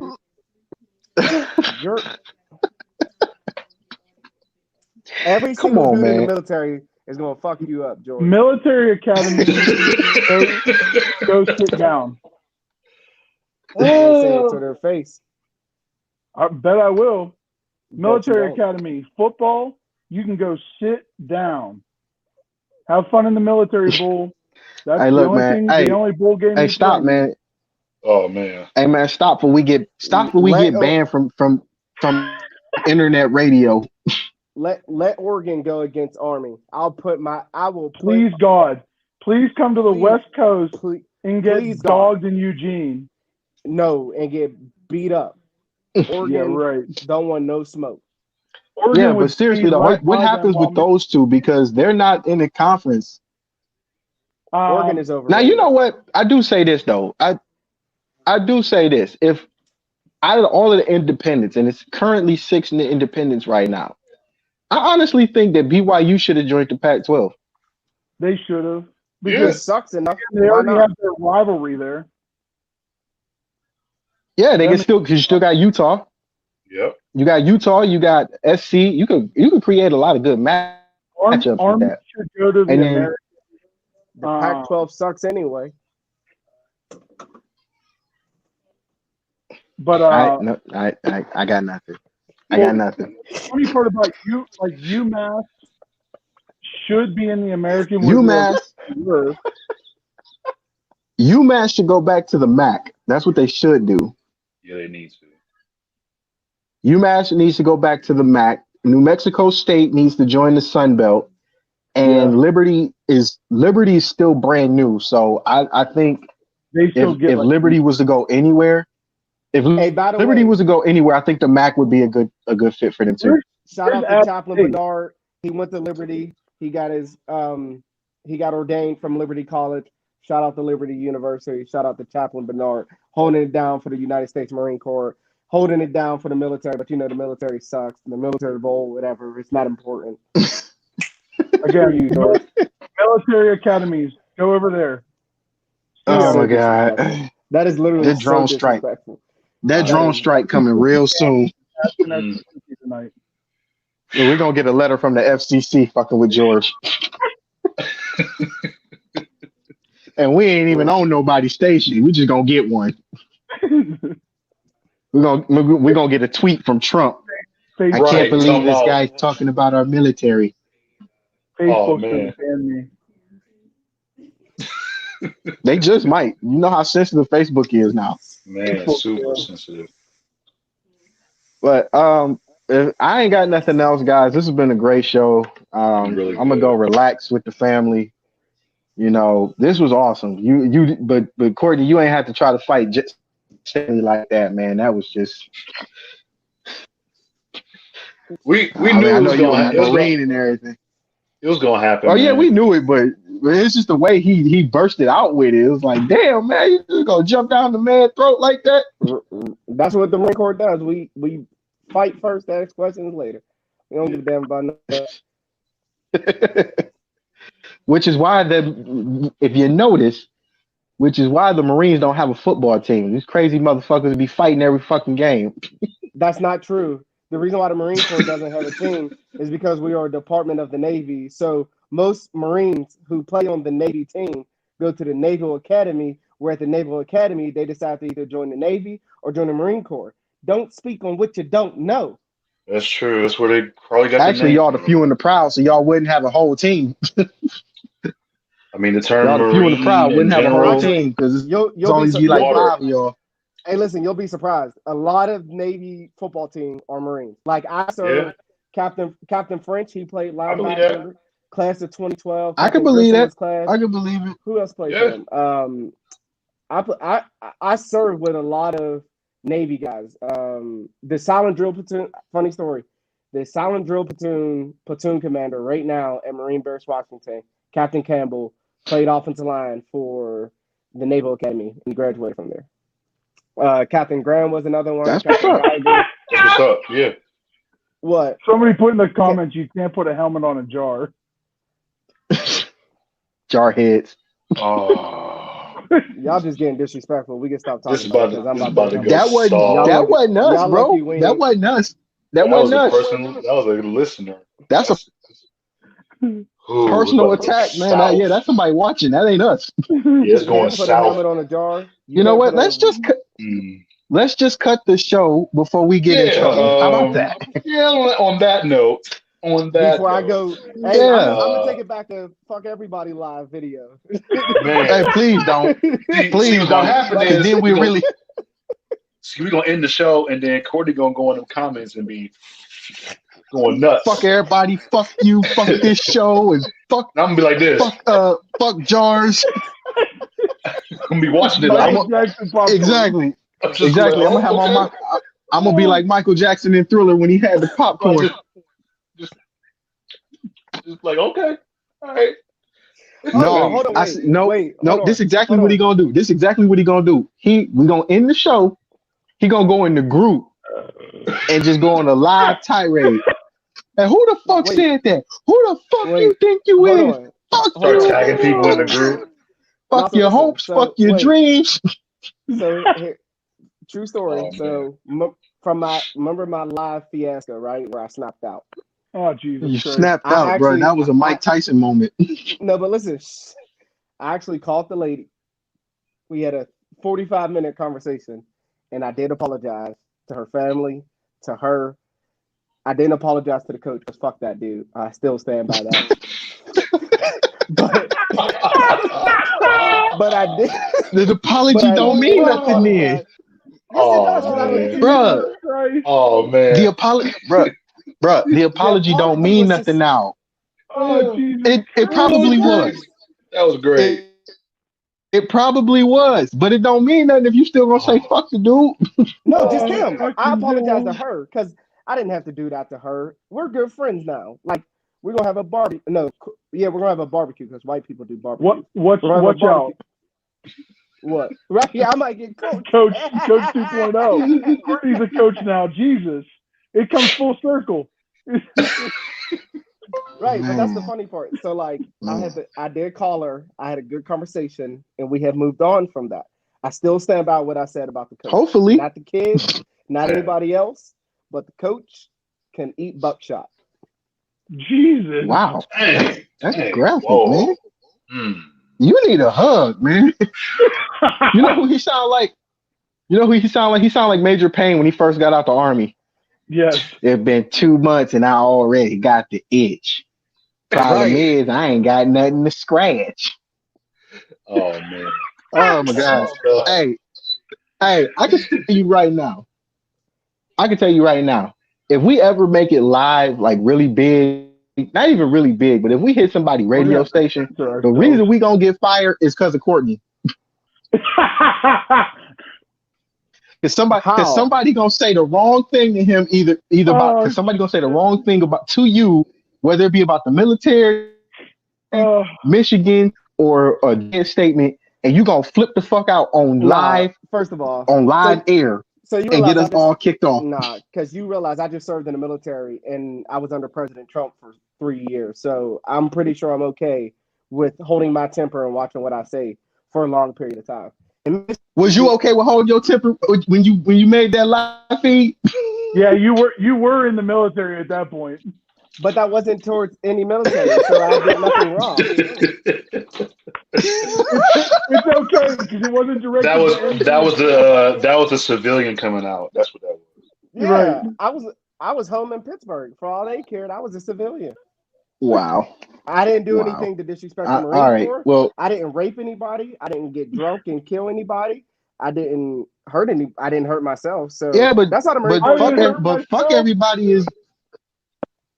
Seriously, The only Fuck thing But the fuck Marine Corps everybody cares is about, just as bad.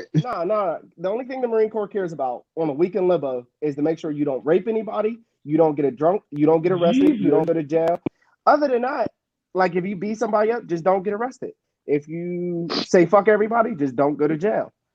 Like the Marine Corps don't really care about little stuff like that. They just don't want you to make a headline. Wow. National Right. headline. Okay. You can make a little local paper. I was about to. All right, man. I was on the Northgate Simpsons. Oh dang. Wow. Oh dang. Not to mention all the Facebook saw you when you made that fuck you video. But you know what the funniest part is? They invited me to their golf outing, and I think I'm gonna go. I'm gonna be him. Oh Jesus. He gonna be Happy Gilmore all day. Man. Fuck you, ball. You know what? It's been fun, fellas. I'm going. Yeah, I don't know where I'm going, but I'm going. All right, y'all. We'll talk to you later. But all right, bro. Hey y'all, take care now. Night, man. Yep.